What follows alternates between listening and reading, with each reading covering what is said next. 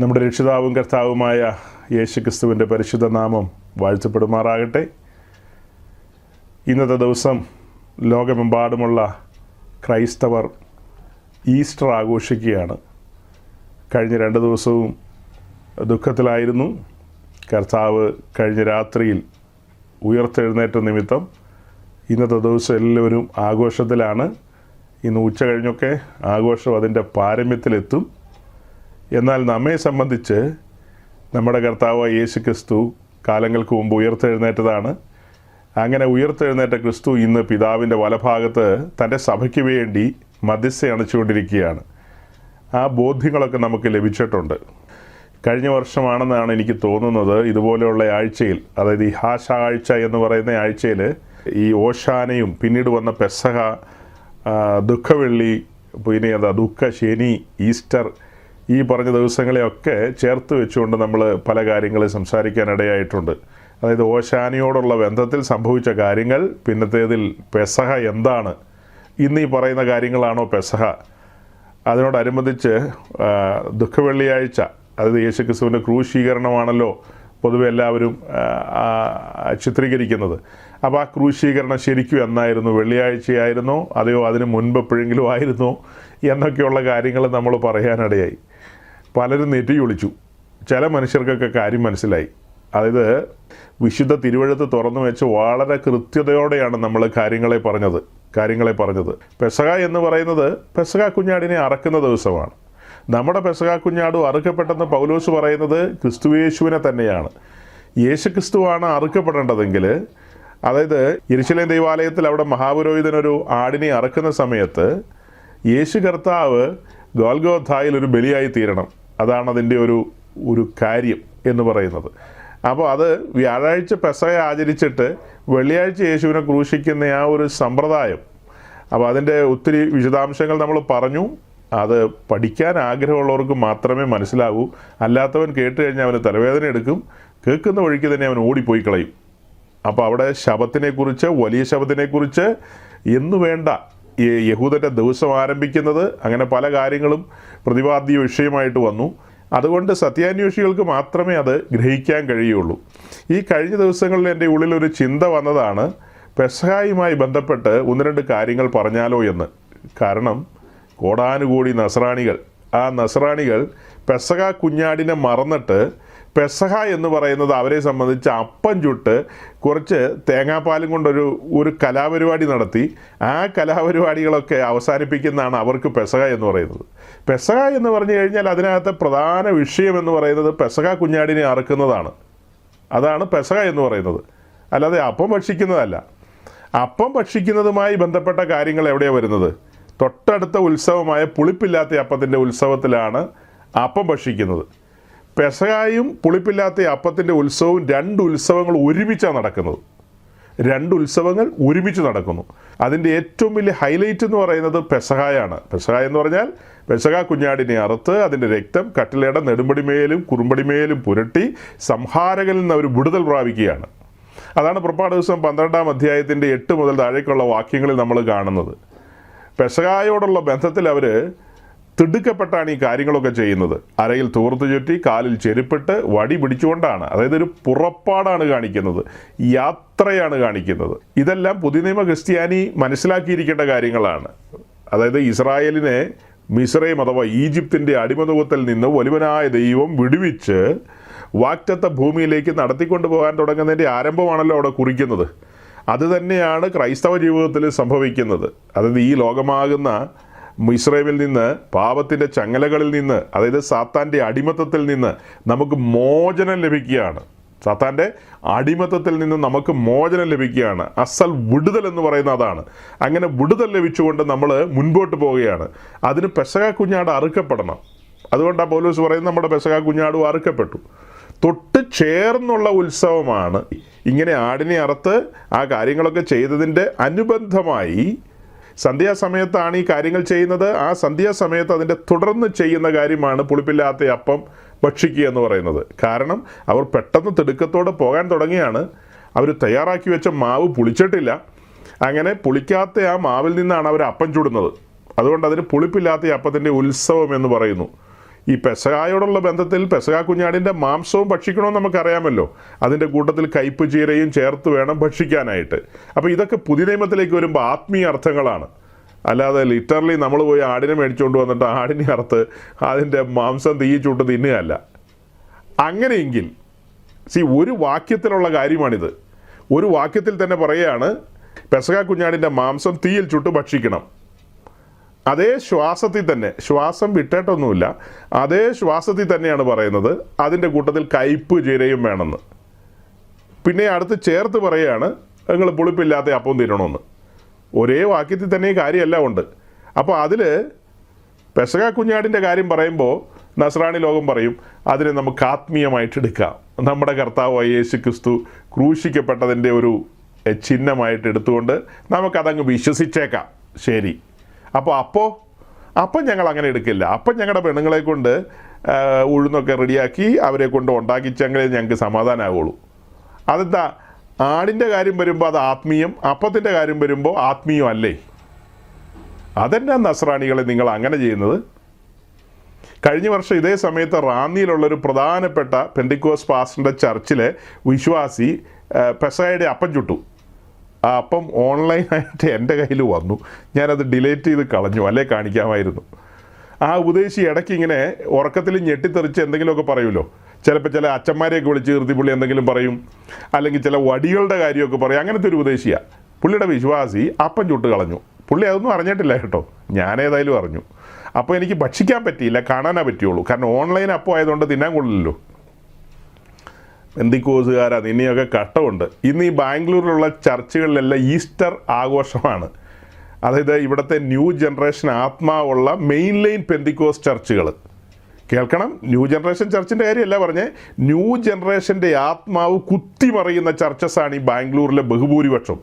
അതിൽ 5000 10,000 എന്നൊക്കെ പറയുന്നത് എല്ലാം ന്യൂ ജനറേഷൻ ന്യൂജനാത്മാവാണ്. പരിശുദ്ധാത്മാവ് വഴിക്ക് പോലും പോയിട്ടില്ല. പോയിട്ടുണ്ടെങ്കിൽ ഇപ്പം നമ്മൾ ഈ പറഞ്ഞ കാര്യമൊക്കെ അവർക്ക് പഠിപ്പിച്ചു കൊടുക്കില്ലേ? ജനത്തെ വഞ്ചിക്കുമോ? അതായത് ഒരു വാക്യത്തിൽ തന്നെ പറയുന്ന രണ്ട് കാര്യത്തിൽ ഒന്ന് ലിറ്ററലായിട്ട് എടുക്കുന്നു, അടുത്തത് സ്പിരിച്വലായിട്ട് എടുക്കുന്നു. എന്ത് തമാശ നോക്കണം. സന്ധ്യാസമയത്ത് യഹോവയുടെ പെസഹ, കുഞ്ഞാടിനെ അറുക്കുന്നു.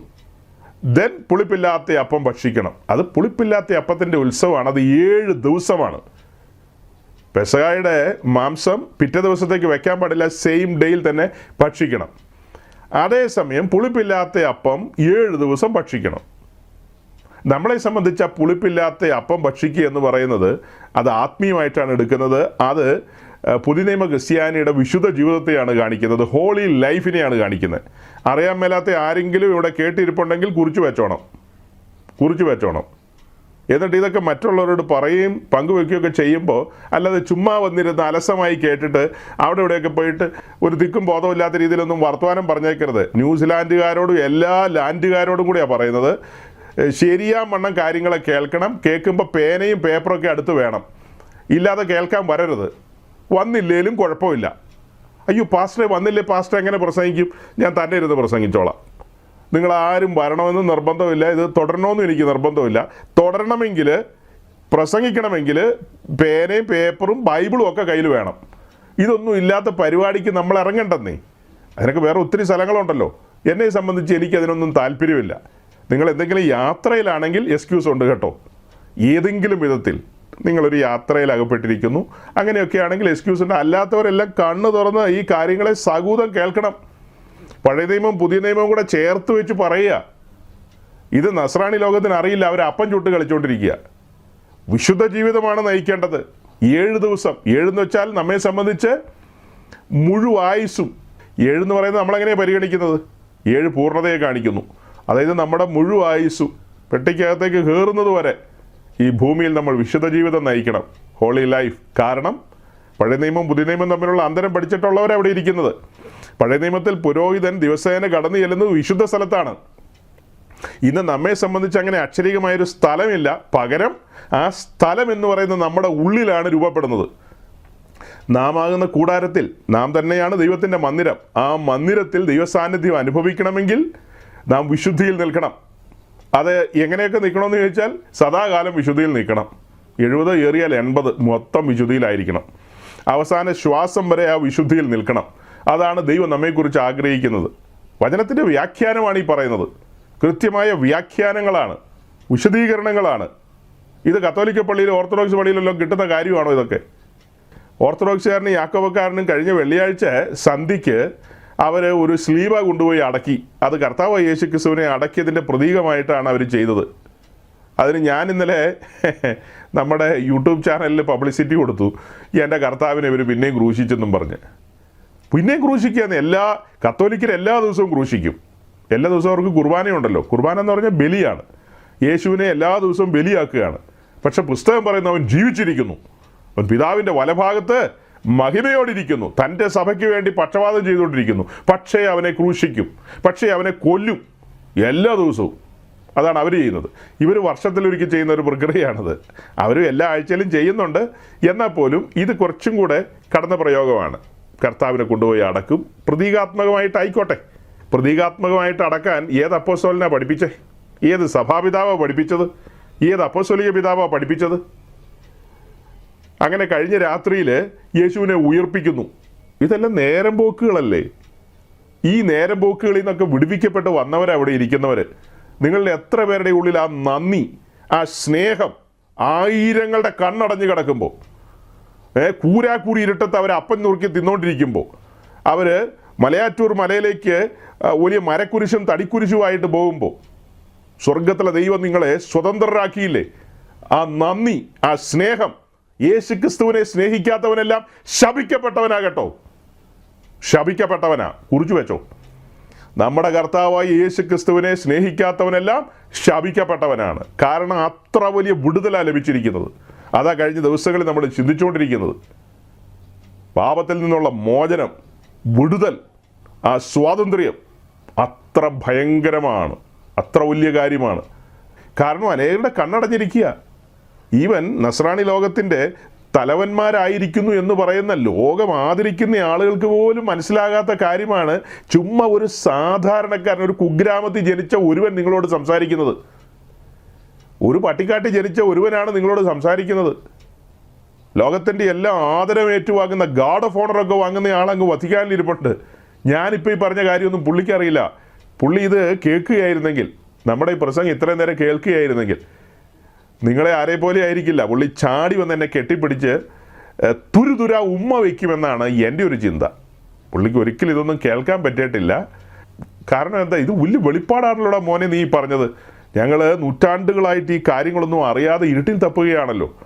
നീ ഇതൊക്കെ എങ്ങനെ മനസ്സിലാക്കിയെന്ന് ചോദിച്ചാൽ, വെളിച്ചത്തിൻ്റെ രാജ്യത്തിൽ വന്നു എന്ന ഒറ്റ കാരണത്താൽ, അല്ലാതെ വേറെ എന്നാ കാരണമാണ്? വെളിച്ചത്തിൻ്റെ രാജ്യത്തിൽ വന്നു എന്ന കാരണത്താലല്ലേ ഈ കാര്യങ്ങളെല്ലാം തുറന്നു കിടക്കുകയല്ലേ? എല്ലാം തുറന്നു കിടക്കുകയാണ്. ഉപദേശം ഇവിടെ മഴ പോലെ മാരി പോലെ പെയ്യുകയാണ്.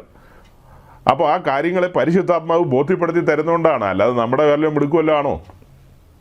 പരിശുദ്ധാത്മാവ് ബോധ്യപ്പെടുത്തി തരുന്നതുകൊണ്ടാണ് ഈ കാര്യങ്ങളെ പറയാൻ കഴിയുന്നത്. എനിവേ, ഈസ്റ്ററിലേക്കും പെസഹായിലേക്കൊന്നും ഞാൻ പോകുന്നില്ല. കഴിഞ്ഞ വർഷം നമ്മൾ ഈ കാര്യങ്ങളൊക്കെ പറഞ്ഞിട്ടുണ്ട്. അതുപോലെ 7 ഉത്സവങ്ങളെക്കുറിച്ച് വരും ദിവസങ്ങളിൽ പിന്നെയും നമുക്ക് പറയേണ്ടതുണ്ട്.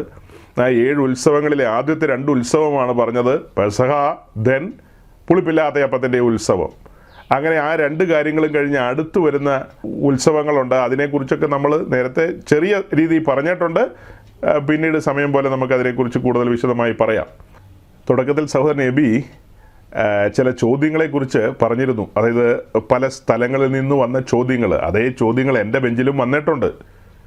നിങ്ങൾ ഉയർത്തിയ ആ ചോദ്യങ്ങൾ, അതായത് കഴിഞ്ഞ ആഴ്ചകളിൽ നമ്മൾ പറഞ്ഞ കാര്യങ്ങളോടുള്ള ബന്ധത്തിൽ സാധാരണ മനുഷ്യർക്കുണ്ടാകാവുന്ന ജനുവിനായിട്ടുള്ള ചോദ്യങ്ങളാണതെല്ലാം. കഴിഞ്ഞ ആഴ്ചകളിൽ നമ്മൾ സംസാരിച്ച കാര്യങ്ങളിൽ നിന്ന് സ്വാഭാവികമായി മനുഷ്യൻ്റെ ഉള്ളിൽ ഉണ്ടാകാവുന്ന ജനുവിനായിട്ടുള്ള ചോദ്യങ്ങളാണതെല്ലാം. അതുകൊണ്ട് ആ ചോദ്യങ്ങളെയും അഡ്രസ്സ് ചെയ്തുകൊണ്ട് തന്നെ നമുക്ക് മുൻപോട്ട് പോകാം. അപ്പോൾ കഴിഞ്ഞ നാളുകളിൽ നമ്മൾ പ്രസംഗിച്ച ചില പ്രസംഗ ഭാഗങ്ങളും കൂടെ മുൻപിലേക്ക് കൊണ്ടുവരും ഞാൻ. അങ്ങനെ അത് കൊണ്ടുവന്നിട്ട് ഈ ചോദ്യങ്ങൾക്കെല്ലാം മറുപടി പറയുമ്പോൾ ആ കാര്യങ്ങളും ചേർത്ത് വെച്ച് പറയും. കഴിഞ്ഞ ആഴ്ച നമ്മൾ വചനം ധ്യാനിച്ചപ്പോൾ റോമാലേഖനം 5-ാം അധ്യായത്തിലേക്ക് വന്നിരുന്നു. അതായത് ആ മെസ്സേജിൻ്റെ ഒടുവിലത്തെ സമയം കുറേ പോയിരുന്നു അന്നേരം. അതുകൊണ്ട് അധികമൊന്നും ഞാൻ പറഞ്ഞില്ല. എന്നാൽ അതിൻ്റെ 12-ാം വാക്യത്തിൽ നമ്മൾ കണ്ടത്, അതുകൊണ്ട് ഏക മനുഷ്യനാൽ പാപവും പാപത്താൽ മരണവും ലോകത്തിൽ കടന്നു. ഇങ്ങനെ എല്ലാവരും പാപം ചെയ്യുകയാൽ മരണം സകല മനുഷ്യരിലും പരന്നിരിക്കുന്നു. അപ്പോൾ എല്ലാവരും പാപനിമിത്തം മരണത്തിന് വിധേയരാണ് എന്നുള്ളൊരു കാര്യമാണ്, അല്ലെങ്കിൽ ശിക്ഷാവിധിക്ക് വിധേയരാണെന്ന്. അതായത് അത് വായിക്കുമ്പോൾ പെട്ടെന്ന് മനസ്സിലാകാത്തൊരു കാര്യമുണ്ട് കേട്ടോ, സൂക്ഷിച്ചു നോക്കണം. അതുകൊണ്ട് ഏക മനുഷ്യനാൽ പാപവും പാപത്താൽ ശിക്ഷാവിധി സകലരുടെ മേലും വന്നെന്നാണ് വായിച്ചത്. പക്ഷേ എങ്ങനെ എഴുതിയിരിക്കുന്നത്? മരണം എന്ന് പറയുമ്പോൾ നമുക്കൊന്നും മനസ്സിലാവില്ല. നമ്മൾ മനസ്സിലാക്കിയിരിക്കുന്നത് എങ്ങനെയാണ്? തെക്കേതിലെ അവറാച്ചൻ മരിച്ചതാണ് നമ്മൾ മരണം എന്ന് പറയുന്നത്. അങ്ങനെ തെക്കേതിലെയും വടക്കേതിലെയും അവറാച്ചൻ മരിച്ച കാര്യമല്ല, ഇത് സീരിയസ് ആയ വിഷയമാണ്. അതൊരു ശിക്ഷയാണ്. മരണം എന്ന് പറയുന്നത് ശിക്ഷയാണ്. വിശുദ്ധന്മാരെ സംബന്ധിച്ച് അവർക്ക് മരണമില്ല. ഇത് രണ്ടും ചേർത്ത് പഠിച്ചോണം.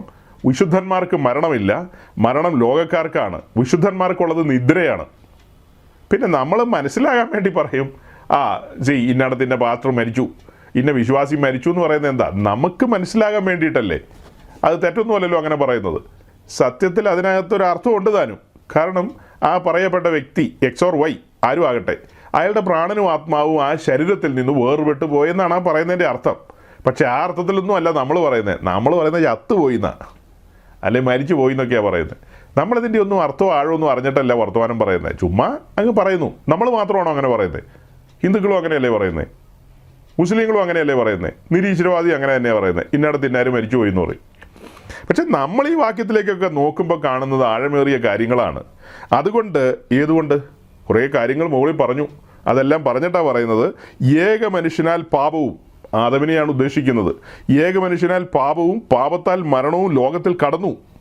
ഇങ്ങനെ എല്ലാവരും എന്ന് പറയുമ്പോൾ ഏക മനുഷ്യനായ ആദമിൽ നാം ഉണ്ടായിരുന്നു, നാം എല്ലാം ആദമിലുണ്ട്. ആ പറഞ്ഞ പ്രക്രിയയിൽ നാമും ഭാഗവാക്കാണ്. ഇങ്ങനെ എല്ലാവരും പാപം ചെയ്യുകയാൽ മരണം സകല മനുഷ്യരിലും പരന്നിരിക്കുന്നു. ഇങ്ങനെ എല്ലാവരും പാപം ചെയ്യുകയാൽ എല്ലാവരും ശിക്ഷാവിധിക്ക് പാത്രീഭൂതരാകണം. ഇത് മനസ്സിലാകാത്ത ആരെങ്കിലും ഉണ്ടോ ഇവിടെ? ഉണ്ടെങ്കിൽ പറയണം, എന്നിട്ടാ മുന്നോട്ട് പോകുന്നുള്ളൂ. ഈ വായിച്ച വാക്യം മനസ്സിലായോ? ഏക മനുഷ്യനാൽ പാപവും, അങ്ങനെ പാപത്താൽ എല്ലാവരും ശിക്ഷാവിധിക്ക് പാത്രരായി. അത് ആദം മാത്രമല്ല, ആദാമ്യ വർഗം മുഴുവനും ശിക്ഷയ്ക്ക് പാത്രമായിന്നാണ് ഈ വായിച്ചത്. അല്ലാതെ എല്ലാവരും മരിച്ചു പോകുന്നല്ല വായിക്കുന്നത്. എല്ലാവരും ശിക്ഷയ്ക്ക് പാത്രമായി. കാരണം വിശുദ്ധ തിരുവെഴുത്ത് പറയുന്നു, ഉൽപ്പത്തി പുസ്തകം 2:17, ഈ പറഞ്ഞ വൃക്ഷത്തിൻ്റെ ഫലം തിന്നാൽ തിന്നുന്ന നാളിൽ മരിക്കും നിശ്ചയം. അല്ലെങ്കിൽ ഈ പറയപ്പെട്ട വൃക്ഷത്തിൻ്റെ ഫലം തിന്നാൽ അതിന് ശിക്ഷയുണ്ട്, കഠിനമായ ശിക്ഷയുണ്ട്. ശിക്ഷ എന്താ? ശിക്ഷയാണ് മരണം. അപ്പം മരണത്തിൻ്റെ 3 അവസ്ഥകൾ നമ്മൾ പറഞ്ഞിട്ടില്ലേ? അവിടെ എന്താ സംഭവിക്കുന്നത്? ആത്മീയ മരണം സംഭവിക്കുന്നു. പിന്നീട് എന്താ സംഭവിക്കുന്നത്? ശാരീരിക മരണം സംഭവിക്കുന്നു. ആ വീണ്ടെടുപ്പിൻ പ്രക്രിയയിലേക്ക് വന്നില്ലെങ്കിൽ അത് കഴിഞ്ഞിട്ട് എന്ത് സംഭവിക്കുന്നു? നിത്യമരണം സംഭവിക്കുന്നു. നിത്യമരണം. തുടക്കം എന്താ പറഞ്ഞത്? ആത്മമരണം സംഭവിച്ചു, പിന്നീട് ശാരീരിക മരണം സംഭവിക്കുന്നു, അത് കഴിഞ്ഞ് നിത്യമായ മരണം. അതായത് എന്നേക്കുമായി ആത്മാവായ ദൈവത്തിൽ നിന്ന് അകന്നു പോവുകയാണ്, കൈവിടപ്പെട്ടു പോവുകയാണ്, വേർപെട്ടു പോവുകയാണ്. അതാണ് ആ നിത്യമരണം എന്നുള്ളതുകൊണ്ട് ഉദ്ദേശിക്കുന്നത്. മനസ്സിലായില്ലേ? ഈ ഭൂമി ജീവിക്കുന്ന സകല മനുഷ്യരും പാപികളാണെന്ന് വിശുദ്ധ തിരുവെഴുത്ത് പറയുന്നു. സകല മനുഷ്യരും പാപികളാണ്. പാപമില്ലാത്ത ഒരു കുഞ്ഞും ഇവിടെയില്ല. യേശു ക്രിസ്തു അല്ലാതെ വേറെ ആരും പാപരഹിതരായി ജനിച്ചിട്ടില്ല. അപ്പോൾ വിശുദ്ധ മറിയോ? വിശുദ്ധ മറിയയ്ക്ക് പാപമില്ലെങ്കിൽ മറിയയുടെ അമ്മയ്ക്കും പാപമില്ല, മറിയയുടെ അപ്പനും പാപമില്ല. വിശുദ്ധ മറിയയുടെ അപ്പനും അമ്മയ്ക്കും പാപമില്ലെങ്കിൽ അവരുടെ അപ്പനും അമ്മയ്ക്കും അങ്ങനെ അങ്ങ് പോവും. അത് അങ്ങനെയല്ലേ അതിൻ്റെ ഒരു കിടപ്പ്.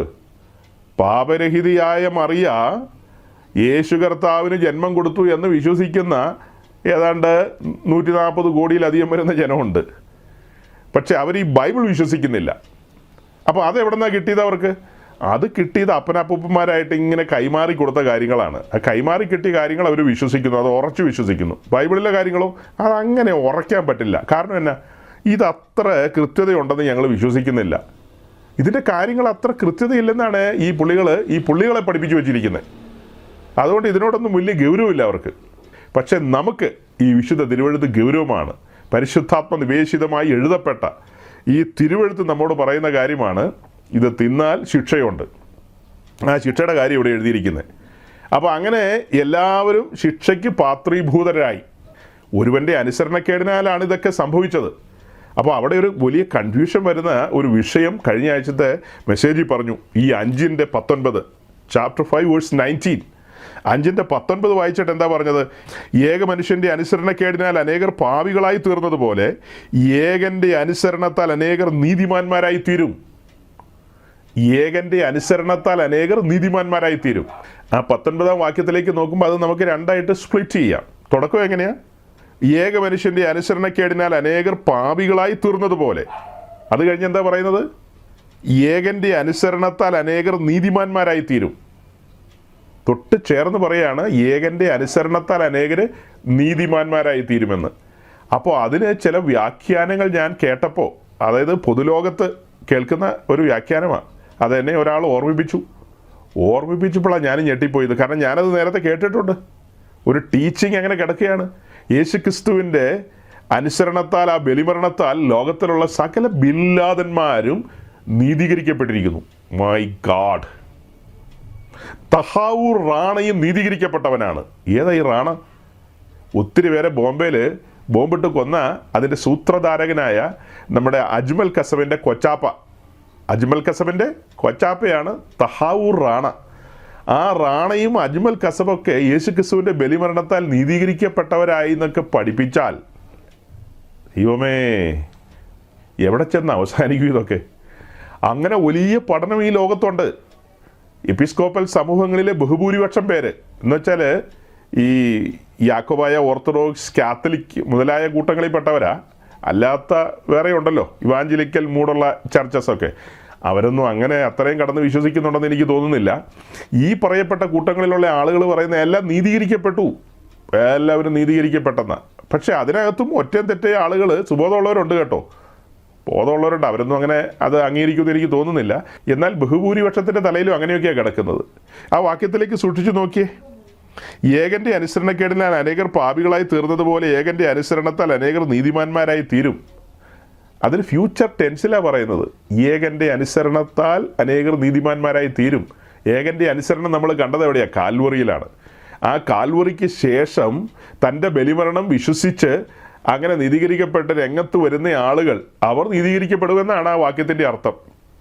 അല്ലാതെ എല്ലാവരും കൂടടച്ച് നീതീകരിക്കപ്പെടുമെന്നല്ല അതിൻ്റെ അർത്ഥം.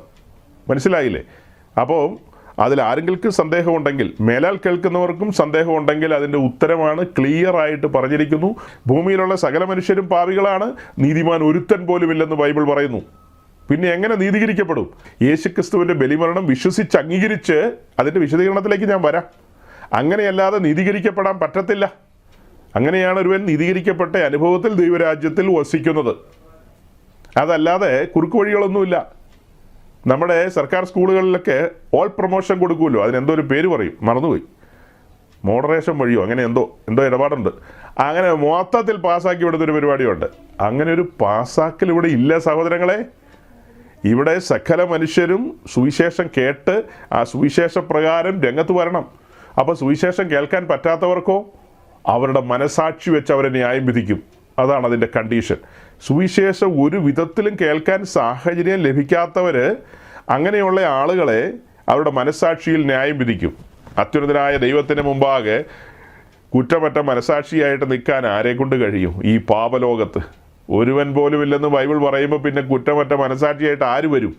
ഒരുവനും വരില്ല. അപ്പോൾ ന്യായവിധി എന്ന് പറയുന്നത് രണ്ട് രീതിയിലാണ്. ഒന്ന് മനസാക്ഷി വെച്ചും, രണ്ട് പൗലോസ് പറയുന്ന പോലെ എൻ്റെ സുവിശേഷത്താൽ ന്യായം വിധിക്കുമെന്നാണ് പറയുന്നത്. അങ്ങനെയാണ് അതിൻ്റെ ഒരു കിടപ്പ്. അപ്പോൾ ഓക്കെ, ഈ 5-ാം അധ്യായത്തിൽ നമ്മൾ പുറത്തേക്ക് വരികയാണ്. 5-ാം അധ്യായത്തിൽ സംശയം വരാൻ സാധ്യതയുണ്ടായിരുന്ന ഒരു കാര്യത്തിൻ്റെ ഒരു കൃത്യതയാണ് പറയുന്നത്. എല്ലാവരും നീതീകരിക്കപ്പെട്ടെന്നല്ല അർത്ഥം. വിശ്വസിച്ച് രംഗത്ത് വരുന്നവർ നീതീകരിക്കപ്പെടും, അല്ലാത്തവർക്ക് ആ നീതീകരണം അനുഭവിക്കാനായിട്ട് കഴിയില്ല. അതായത് ഇന്ത്യ ഗവൺമെൻറ് ഇന്ത്യ ഗവൺമെൻറ് ഇന്ത്യയിലെ പൗരന്മാർക്ക് വേണ്ടി നിർമ്മിച്ചിരിക്കുന്ന ഒരു ട്രെയിനാണ് വന്ദേ ഭാരത് എന്ന് പറയുന്ന ഒരു ട്രെയിൻ. വന്ദേ ഭാരത്. ആ വന്ദേ ഭാരതിൽ കയറാത്ത ഇന്ത്യക്കാർ ഇവിടെ ഇരിപ്പുണ്ട്. എൻ്റെ കേൾവിക്കാരായ ഇന്ത്യക്കാർ ഇവിടെ ഇരുന്ന് കേൾക്കുന്നുണ്ട്, വന്ദേ ഭാരതിൽ കയറാത്തവർ. സത്യത്തിൽ അവർക്കെല്ലാം വേണ്ടിയാണ് വന്ദേ ഭാരത് ഉണ്ടാക്കിയത്. ആ വന്ദേ ഭാരതിലെ ചാപ്പാട് ഫ്രീ ആണ്. ബിരിയാണിയോ എന്തെങ്കിലും സാധനമൊക്കെ കിട്ടും.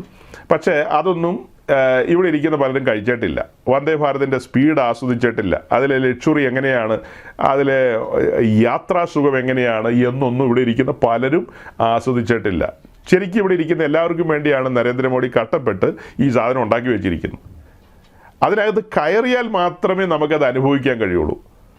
ഇവിടെ ഇറക്കുന്ന ഓരോ വന്ദേ ഭാരതിലും എനിക്ക് അവകാശമുണ്ട് എന്ന് പറഞ്ഞിട്ട് കാര്യമില്ലല്ലോ.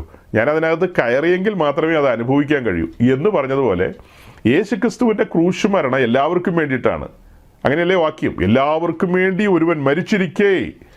അതായത് പാപസംബന്ധമായി എല്ലാവരും മരിച്ചു കിടക്കെ അവർക്കെല്ലാവർക്കും വേണ്ടി ഒരുവൻ അഥവാ യേശുക്രിസ്തു മരിച്ചിരിക്കേ. അങ്ങനെയൊക്കെയാണ് വായിക്കുന്നത്. അപ്പോൾ എല്ലാവർക്കും വേണ്ടി തന്നെയാണ് ക്രൂശിക്കപ്പെട്ടത്, താനെ മരിച്ചടക്കപ്പെട്ടതും ഉയർത്തെഴുന്നേറ്റതും എല്ലാവർക്കും വേണ്ടിയാണ് തൻ്റെ തിരുരക്തം ചിന്തിയതും എന്നുള്ളതൊക്കെ സത്യമാണ്. പക്ഷേ അത് അംഗീകരിച്ച് വിശ്വസിച്ച് ഏറ്റെടുക്കുന്നവർക്ക് മാത്രമേ അനുഭവവേദ്യമാകുള്ളൂ. അല്ലാത്തവർക്ക് വന്ദേ ഭാരത് ഇങ്ങനെ പോകും, അങ്ങനെ കണ്ടു നിൽക്കാമെന്ന് മാത്രമേ ഉള്ളൂ. ചുമ്മാ വഴി സൈഡിൽ നിന്ന് കണ്ടു നിൽക്കാം. അതുപോലെ തന്നെയാണ് കാഹളം ധനിക്കുമ്പോൾ പരിശുദ്ധാത്മാവ് ഒരുക്കപ്പെട്ട സഭയെ അഥവാ നീതീകരിക്കപ്പെട്ടവരെ, രക്ഷ ആസ്വദിച്ചവരെ ഈ ഭൂമിയിൽ നിന്ന് എടുത്തുകൊണ്ട് പോകുന്ന ആ ഒരു പോക്ക്, റാപ്ചർ, ആ സംഭവം നടക്കുമ്പോൾ ബാക്കിയുള്ളവർ ഇങ്ങനെ കണ്ടു നിൽക്കും. അവർ ചിലപ്പോൾ അന്ന് പെസായുടെ ദിനമൊക്കെ ആണെങ്കിൽ തകൃതിയായിട്ട് അപ്പം ചുട്ട് ഉഴുന്നൊക്കെ ഇട്ടേ അപ്പം ചുട്ട് പാലിൽ മുക്കി ഇങ്ങനെ കഴിച്ചുകൊണ്ടിരിക്കുന്ന സമയമായിരിക്കും. നോക്കി നിൽക്കുമ്പോഴായിരിക്കും അറിയുന്നത് കലക്കവെള്ളത്തിൽ ചാടിയ തോമായും കലക്കവെള്ളത്തിൽ ചാടിയ മറിയാമയും ഒക്കെ ഇങ്ങനെ പോയി എന്നുള്ള ഒരു ന്യൂസ് എങ്ങനെയോ സ്പ്രെഡാവും. അവരെ കാണാനില്ലെന്നാണ് പറയുന്നത്. വീടും അവരുടുത്ത തുണിയൊക്കെ അവിടെ കിടപ്പുണ്ട്, ആൾക്കാർ പോയി എന്ന് പറയും. അപ്പോൾ ഇവരൊക്കെ നീതീകരിക്കപ്പെട്ടവരല്ലേ? നീതീകരിക്കപ്പെട്ടില്ല. നീതീകരിക്കപ്പെടണമെങ്കിൽ തുടർന്ന് നമ്മൾ പറയും. ആ വഴിയിലേക്കൊക്കെ വന്നെങ്കിൽ മാത്രമേ നീതീകരിക്കപ്പെടാൻ കഴിയുള്ളൂ. ക്രൈസ്തവ ലോകം എന്ന് പറയുന്നത് ഭയാനകമായ ദുരുപദേശങ്ങളും അന്ധവിശ്വാസങ്ങളും അനാചാരങ്ങളും തിങ്ങി നിറഞ്ഞ ഒരു ലോകമാണ്. നിന്ന നിപ്പിൽ ആടിനെ പട്ടിയാക്കും.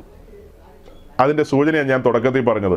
ഒരു വാക്യത്തിൽ പറയാണ് ആടിനെ അറുത്ത് അതിൻ്റെ മാംസം ഭക്ഷിക്കണമെന്ന്, അതേ വാക്യത്തിൽ പറയാണ് പുളിപ്പില്ലാത്ത അപ്പം ഭക്ഷിക്കണമെന്ന്. അതെന്താ നിങ്ങൾ ആടിനെ ഭക്ഷിക്കാത്തതെന്ന് ചോദിക്കുമ്പോൾ ആത്മീയം പറയും. അതെന്താ നിങ്ങൾ അപ്പം തിന്നുന്നതെന്ന് ചോദിച്ചാൽ ഉടനെ അക്ഷരീകം പറയും. അതല്ലേ നിന്ന നിപ്പിൽ ആടിനെ പട്ടിയാക്കുന്ന പരിപാടി? അത് ആളുകളെ വഞ്ചിക്കുന്ന പരിപാടിയാണത്. അത് എല്ലാ സ്ഥലങ്ങളിലും അങ്ങനെ തന്നെയാണ്. ഈ വേർപെട്ടവരെന്ന് അഭിമാനിക്കുന്നവരുണ്ടല്ലോ, പെന്തക്കോസ്ത് ലോകം, അവർ നിന്ന നിപ്പിൽ ക്രിസ്തുവിനെ കാണിച്ചു കൊടുക്കേണ്ടതിന് വരെ ലോകമാണ് കാണിച്ചു കൊടുക്കുന്നത്. ന്യൂസിലാൻഡിലെ മാന്യമഹാജനങ്ങളെ ഇന്നലെ വൈകിട്ടുള്ള സാറ്റർഡേ മീറ്റിങ്ങിൽ ഞാൻ നമ്മുടെ ഈ കൊട്ടാരക്കരയുള്ള അപ്പോസ്തോലൻ, മഹാനായ അപ്പോസ്തോലൻ്റെ ഒരു പ്രസംഗം കേൾപ്പിച്ചു. പുള്ളി ആളുകളെ കാണിച്ചു കൊടുക്കുന്ന കാടപ്പക്ഷിയാണ്. കാട ഇങ്ങനെ പറന്ന് നിൽക്കുക എന്നാണ് പറയുന്നത്. കാട പറന്ന് നിൽക്കുന്നതിൻ്റെ ഒരു കെമിസ്ട്രിയൊക്കെ പുള്ളി അവതരിപ്പിച്ചു. അത് വിൻഡ് ഇത്ര ഇങ്ങനെയായിരുന്നു, വിൻഡ് ഇങ്ങനെ ചെരിഞ്ഞു വന്നപ്പോൾ ഈ വിമാനമൊക്കെ ഇങ്ങനെ ചെരിയില്ലേ, അതുപോലെ കാട ഇങ്ങനെ ചെരിഞ്ഞ് പറന്ന് നിന്നപ്പോൾ അവർ 10 പറ പിടിച്ചു.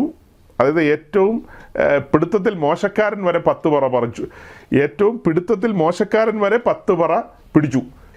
കേമന്മാരൊക്കെ 30-40 പറയൊക്കെ പിടിച്ച് അങ്ങ് സ്വിസ് ബാങ്കിൽ വരെ കൊണ്ടുപോയി അട്ടിയായിട്ട് ഇട്ട് വെച്ചു. അങ്ങനെയൊക്കെ പുള്ളി പറയുന്നത്. സത്യത്തിൽ ഈ ജനത്തിന് മുമ്പാകെ അവതരിപ്പിക്കേണ്ടത് എന്താ? ക്രിസ്തുവിനെയല്ലേ അവതരിപ്പിക്കണ്ടേ? ക്രിസ്തുവിനെയല്ലേ അവരുടെ കണ്ണിന് മുമ്പിൽ അവതരിപ്പിക്കണ്ടേ? അതിന് പകരം ലോകമാണ്, കാടപ്പക്ഷിയുടെ കാര്യമൊക്കെയാണ് പറഞ്ഞു കൊടുക്കുന്നത്. പിന്നെ ജനം വഞ്ചിക്കപ്പെടാതിരിക്കുമോ? അതുകൊണ്ട് നമ്മൾ മൊത്തത്തിൽ ആ മെസ്സേജുകൾക്ക് ഒരു ടൈറ്റിൽ ഇട്ടു, വഞ്ചകന്മാരെ തിരിച്ചറിയുക. എല്ലാ ഇടങ്ങളിലും വഞ്ചകന്മാർ നിറഞ്ഞു നിൽക്കുകയാണ്. ഇപ്പോൾ പറഞ്ഞപ്പോൾ ഒരു വ്യക്തിയെക്കുറിച്ചാണ് പറയുന്നതെന്ന് നിങ്ങൾക്ക് മനസ്സിലായി. അതിനേക്കാളൊക്കെ ഭയാനകമല്ലേ കോർപ്പറേറ്റ് സ്ഥാപനങ്ങളാണ് ഇവിടുത്തെ കാത്തലിക് ചർച്ച്, അതുപോലെ ഓർത്തഡോക്സ് ചർച്ച് എന്നൊക്കെ പറയുന്നത്. ടാറ്റ ബിർലയൊക്കെ അതിൻ്റെ പുറകിലേ വരുള്ളൂ. വലിയ കോർപ്പറേറ്റ് സംരംഭങ്ങളല്ലേ അതൊക്കെ? കോടാനുകോടികളിട്ട് അമ്മാനമാടി കളിക്കുന്നവരല്ലേ അവർ. ആൾക്കാർക്ക് ഇടയ്ക്ക് ഇച്ചിരി കാടയും കൊടുക്കും, ഇച്ചിരി അപ്പം കൊടുക്കും, ഇച്ചിരി ചാറിൽ മുക്കി തിന്നോളാനും പറയും. അങ്ങനെ നീതീകരിക്കപ്പെടാതെ ആളുകളൊക്കെ ഇങ്ങനെ പോയിക്കൊണ്ടിരിക്കുകയാണ്. ഇതിനിടയിലാണ് കഴിഞ്ഞ ദിവസങ്ങളിൽ നമ്മൾ സംസാരിച്ച പല കാര്യങ്ങളും, അതിൽ നിന്നാണ് ചോദ്യം വന്നത്. കഴിഞ്ഞ ആഴ്ച ഞാൻ പറഞ്ഞു, നമ്മുടെ കർത്താവ് യേശുക്രിസ്തു നമ്മെ സ്വതന്ത്രരാക്കി, പാപത്തിൽ നമ്മളെ സ്വതന്ത്രരാക്കി, നമ്മുടെ പാപം മോചിച്ചു എന്ന് പറഞ്ഞു. പാപം മോചിച്ചു. ഒരുവൻ്റെ ജീവിതത്തിൽ പാപമോചനം ഒരിക്കൽ മാത്രമാണ്. പാപത്തിൽ നിന്നുള്ള മോചനം ഒരിക്കൽ മാത്രമാണ്. അതാണ് എബ്രായ ലേഖനം 6-ാം അധ്യായത്തിൽ പറയുന്നത്. ഒരിക്കൽ പ്രകാശനം ലഭിച്ചിട്ട്, ആ പ്രകാശനം ലഭിക്കുന്ന എപ്പോഴാണ്? ഒരിക്കലായിട്ട് പ്രകാശനം ലഭിക്കുകയാണ്. അതേ കാര്യം തന്നെ എബ്രായ ലേഖനത്തിൽ വീണ്ടും പറയുകയാണ്, യേശു ക്രിസ്തു ഒരിക്കലായി കഴിച്ച പരമയാഗത്താൽ. ഈ ഒരിക്കൽ പ്രകാശനത്തിലേക്ക് നമ്മൾ വരാനുണ്ടായ സാഹചര്യം എന്താ? യേശു ക്രിസ്തു ഒരിക്കൽ കഴിച്ച പരമയാഗത്തിൽ നമുക്ക് വിമോചനം ലഭിക്കുകയാണ്. മോചനമാണ് ലഭിക്കുന്നത്. പാപമോചനം ലഭിക്കുകയാണ്. അങ്ങനെ പാപമോചനം ലഭിച്ച നാം ദൈവരാജ്യത്തിൻ്റെ കെട്ടുപണിയിലേക്ക് വരുന്നു, അല്ലെങ്കിൽ ദൈവസഭയുടെ കെട്ടുപണിയിലേക്ക് നമ്മൾ വരികയാണ്. മറ്റൊരു ഭാഷയിൽ പറഞ്ഞാൽ നാം ദൈവ കുടുംബത്തിലെ അംഗങ്ങളായി തീരുകയാണ്. ഇങ്ങനെ പല ആംഗിളിൽ നിന്നും പറയാം. പാപമോചനം ലഭിച്ച ആളുകൾ, സ്വാതന്ത്ര്യം ലഭിച്ച ആളുകൾ.